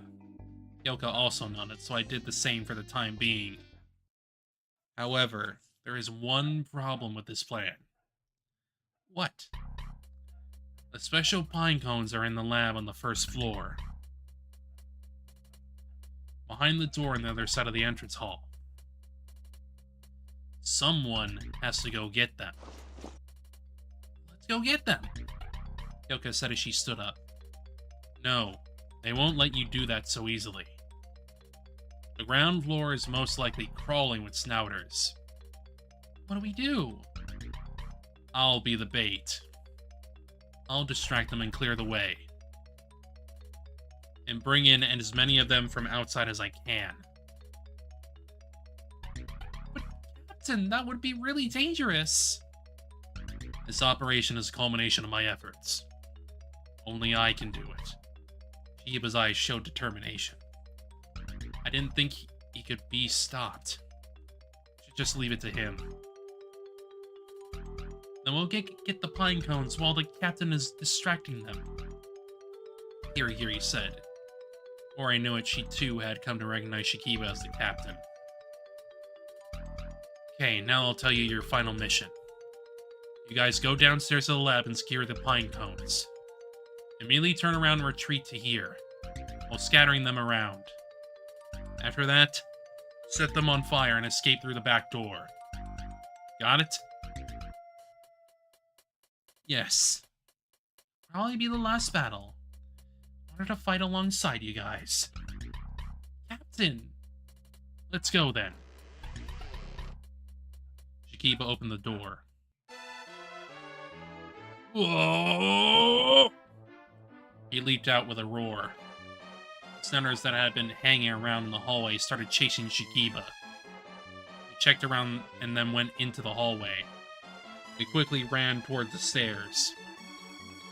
The stairs that had been blown up earlier were now just a pile of rubble. If we jump down on the rubble, we should be able to make it. Kyoka and Kirigiri jumped down with ease. They were so nimble. I managed to land on the ground floor. Soles of my feet were tingling. In the hall, there were a few snouters wandering around, having missed Chikiba's diversion. They weren't very big. Naturally, they noticed us and rushed toward us. Ignore them and run. Kyoka ran off. However, the moment she started to run, Kyoka tripped on her own foot. She fell face down. And one of the snouters pounced toward us.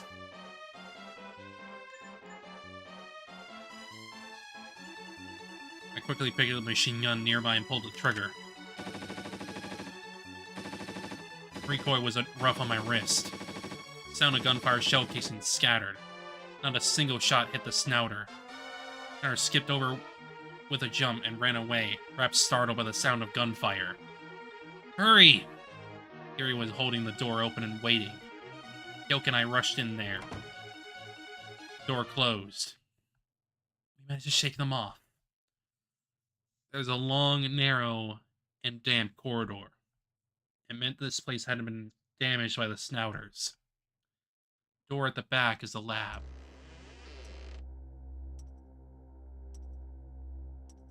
Yeah, they switched the locations here from the other scenario.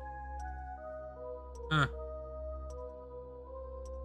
Door at the far end opened to a white room lit by fluorescent lights. There's a faint smell of disinfectant, like that of a hospital. The room was quite spacious, with that appeared to be a flower bed surrounded by a glass wall in the center. No, they just changed the image. Huh. There were some unfamiliar cacti planted in the flower bed. Where are the pine cones?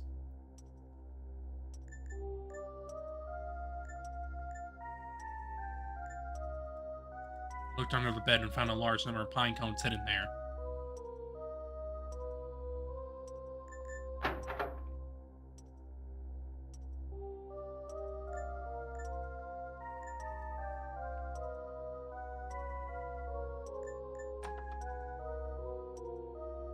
Just get the pine cones.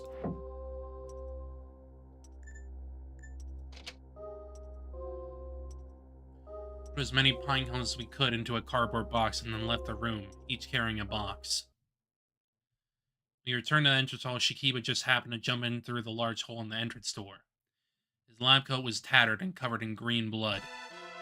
Run! Run! Shikiba said with a broad gesture with his hand. Behind Shikiba, snouters were rushing in like a tidal wave. We're gonna get caught up in it at this rate. Ah!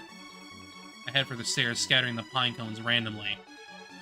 Seeing as how climbing up the rubble would be hard holding the box, I threw it into the hall. I somehow made it to the second floor and ran to the greenhouse. Suddenly I realized that Kirigiri and Kyoka were ahead of me. Shikiba was behind. Running after Shikiba was a large group of snouters. We ran to the greenhouse. Captain, hurry! I held the door open and waited for Shikiba. He was running at full speed. Shikiba dashed into the greenhouse as if he reached the finish line. Kyoka immediately closed the door. Snouter slammed into the door. The collision was so violent that the surface of the iron door got distorted. The entire mansion shook with the impact. We did it, Captain. Kyoka smiled as she breathed heavily. It was indeed a tough battle. Shikiba had his hands on his knees and was breathing with his whole body. Even the captain seemed to have lost a lot of strength. I started to feel relieved. Kirigiri looked up the ceiling while holding the cardboard box of pine cones. I looked and saw countless snouters crawling on the glass ceiling. Moreover, they opened their mouths and stuck their teeth into the glass. Break it! In an instant, the glass in the ceiling cracked. Then the glass shattered and small shards rained down on the room like snow. At the same time, the snouters ascended. We're done for! I screamed as I tried to run away. Next thing I know, I was surrounded by snouters. The blaze expression, Kirigiri took out a pine cones from the box and threw them, hitting the snouters. Kyoko was fidgeting with her machine gun at the ready. You guys, run out the back door! Shikiba raised his voice. Oh, you, Captain! I'll hold these guys back and set them on fire. Leave the rest to me. What? Kyoko was flabbergasted. Inside this mansion are the plants I have nurtured. I'm dying together with them. Captain, you can't possibly... Kyoko, the sakura tea you made me was delicious. Then... said the same thing earlier. Come on, go! Light up the future with hope. Kiba pointed to the back door while kicking and surrounding the snouters away like they were soccer balls. Leaped on the back door. He pointed to, no, we leaped into our future. Rain was falling. We went around from the backyard to the front of the building and hurried to the gate. The surroundings were very quiet, and there was no sign of any snouter. An explosion echoed behind me. We didn't look back. Hold on to the hope for the future left to us by our captain. Just so we reached the gate, Kyoka looked back for the first time. Kirigiri and I also stopped. The mansion was already a mass of flames. The explosions continued. Roofs and windows were blown off, and bright trails of fire sparks were drawn in the rainy night sky. It's over. Snouters should have surely been wiped out. It's all thanks to our captain who gave up his life. Thank you, Captain. I'll never forget how you gave your life to protect the Earth. Kyoka knelt on the ground and muttered a prayer. Thus, through the courage of one man, peace on Earth was preserved. I'm not so sure about that, Kirigiri said. Even after all that crazy adventure, her face was still calm. Does this girl even have feelings? You say something like that. I was a little angry. The captain gave his life to save us. No, he saved the entire planet. Do you really think it's over? Kirigiri picked up the machine gun. Kyoka had placed it next to her. Making sure the safety was off, she pointed the gun at me. Wait a second! What are you doing? I instinctively raised both my hands. Then she suddenly pulled the trigger toward the ground. A loud barrage of shots rang out, but not a single bullet hit the ground. What? Blanks. Kirigiri removed the magazine and examined the bullet. It looked like a normal bullet, but we've used this gun several times now, and not a single shot had ever hit the snouters. In fact, it didn't even leave a single bullet hole in the walls. I did think it was odd that it would miss from point blank. This machine gun belonged to Kyoka. Why were blanks loaded in this dire situation? Suddenly loaded the wrong bullets. Kyoka outwardly stuck out her tongue and scratched her head with a shy smile. Is that really true? Thought it was odd. When you fell, the snouters had every chance to attack you, but they never did. That happened twice. What does that mean? This girl is a snouter spy.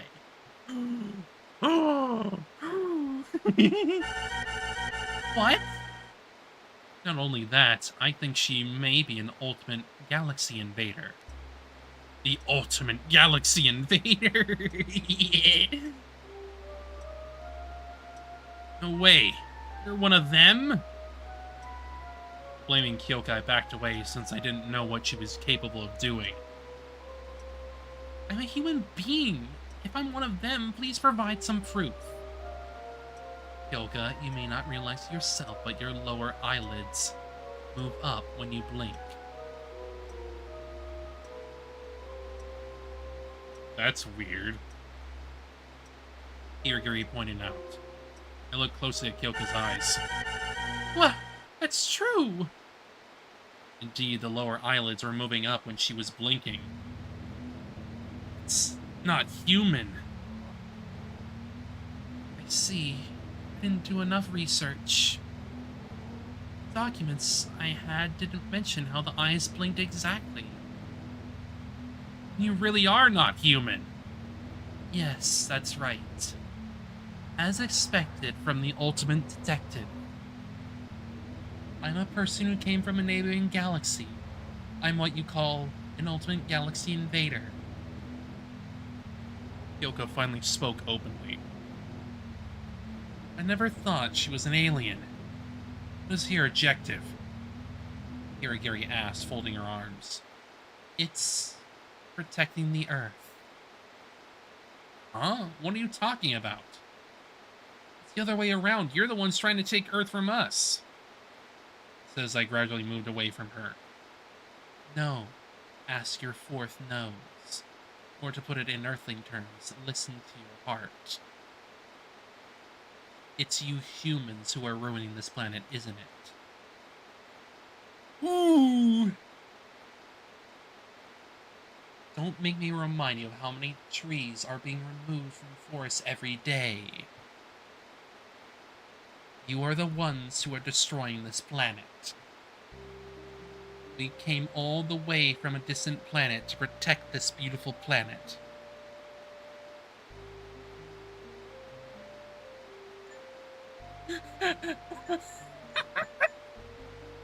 You're right. Can I join your team? You're right. Can I join your team? As I said that, Kirigiri, without saying a word, delivered a strong punch to my side.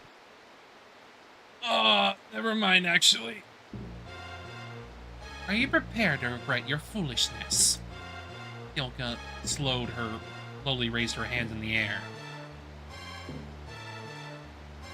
Oh. Then a glowing sphere appeared in the sky.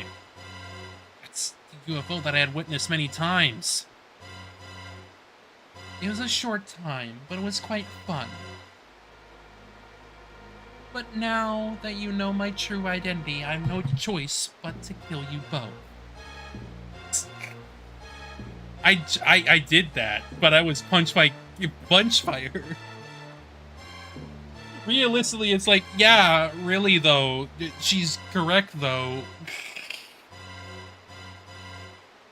Kyoka the alien is correct, actually. You'll surely burn in an instant with a hit from our mothership laser. The sphere began to shine strongly. Hey, what do we do? I shook Kirigiri's shoulder. We got into this mess because you like playing detective and revealed invader. If you had kept quiet, we could have gotten out alive. Nothing you can do? Not really. Rosaria would also side with Kyoka. Kirigiri shrugged her shoulders and shook her head. The sphere in the sky shined more and more. It's over. Stop it, Kyoka! Voice came from somewhere. That voice. With a burning mansion in the background, a silhouette approached slowly. Santa Shakiba! Still alive? Kyoka was also surprised. This guy just never dies. No, apparently not. He just doesn't die. Kyoka, look at that tree. Shakiba pointed. A small tree was growing right next to the gate. You remember? The cherry blossom sapling you planted the day you became a member of the Corps. If that deadly laser would descend on this place, those cherry blossoms wouldn't survive it. Would you allow that to happen? I'm sure your love for plants is the same as mine. Now, stop that deadly laser right now. Captain...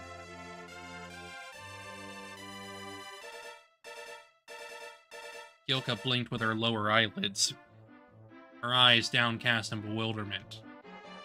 Let's wait together for what tree to bloom, shall we?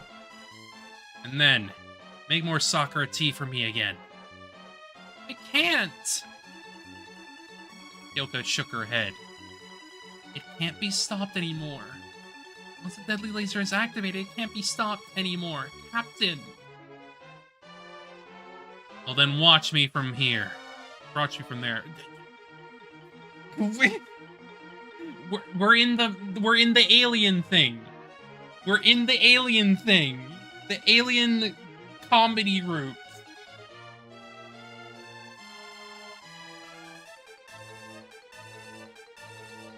How much I love this sakura tree. The sphere's lights finally reach its peak. The whole area was enveloped in light. Finally, the deadly laser descended. Whoa! There he goes. Goodbye. Goodbye. Shikiba spread his arms wide and caught the light with his whole body. The shadow Shikiba stood out so clearly that it seemed as if it would be printed to the ground. Behind him is the young sakura tree. Whoa! Captain, you're amazing! I exclaimed, squinting my eyes against the glare. Do your best, Captain. Even Kirigiri was cheering for him. But still without an expression. Stop it, Captain, you'll die! Kyoka yelled.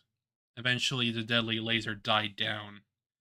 Silence returned to the area, and the glowing object in the sky flew away somewhere. All that was left was a completely blackened Shikiba. No, a manly hero. He passed away standing with his head held high. The sakura tree, on the other hand, was safe.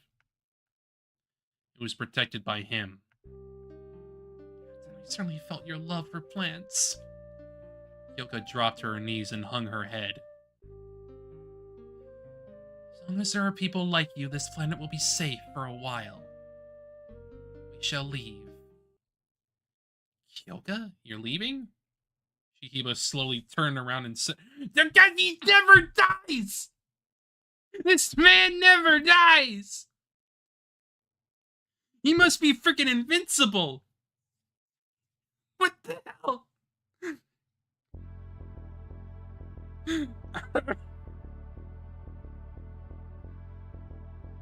He was still alive. So sorry. I'm... Kyoka hugged Shikiba and cried. Will you come back during the cherry blossom season? Shikiba said as he stroked her head gently. Kyoka nodded repeatedly while crying. Kirigiri tugged on the hem of my clothes. Let's go. Title card. I don't think we have any business here anymore. Huh? Oh. Leaving Shikiba and Kyoka behind, we quietly left the place. In the eastern sky, a hopeful morning sundown was beginning to dawn. Thus, through the courage of one man, peace on Earth was preserved.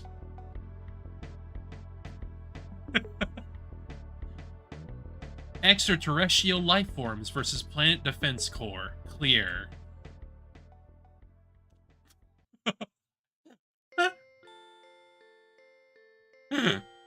God.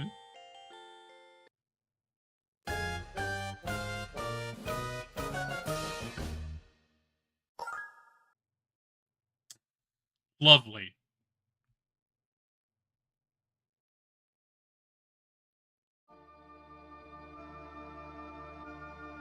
I'm gonna assume there's probably like one more bad end and another one. Otherwise, I'm not sure. I'm not sure what's gonna happen from there. Still, that was a whole nother freaking scenario where it's just like, yeah, there's aliens now. With rats that have tentacle freaking snouts. Goofy. Very goofy.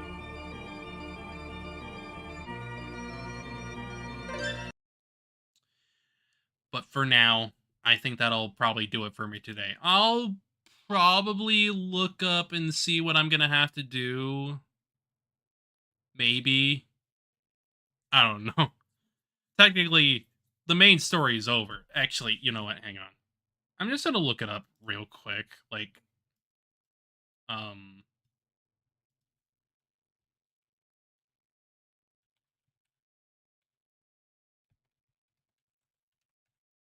Uh...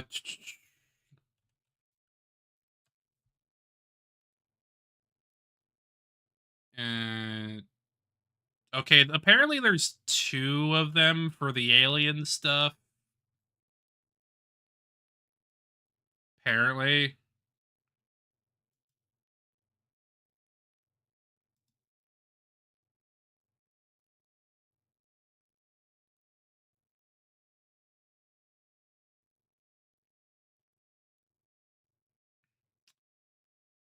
Uh,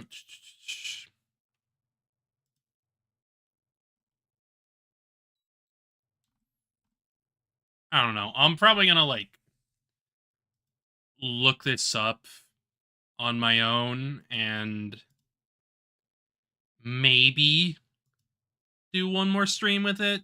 Maybe. Probably like a shorter one. But we'll see. For now, anyway, I think that'll do it. Um, I hope to see y'all again. We're likely gonna be starting up something new on Monday since we're like coming to the end of like a lot of things anyway. So we'll go from there. Yes, what a video game. What a video game. Either way, I'm probably going to look up and see what I can do because it definitely seems a tad confusing where I need to, what I need to do to like get to specific points, but that's Kirigiri Sou. What a freaking weird thing. A weird thing where it's like, hey, look, Kyoka is a plant or Kyoka is an alien. Just okay. Okay. Anyway, yeah. Um I'll see y'all later. And I hope y'all have a good rest of your day and a good weekend. I see you later. Bye.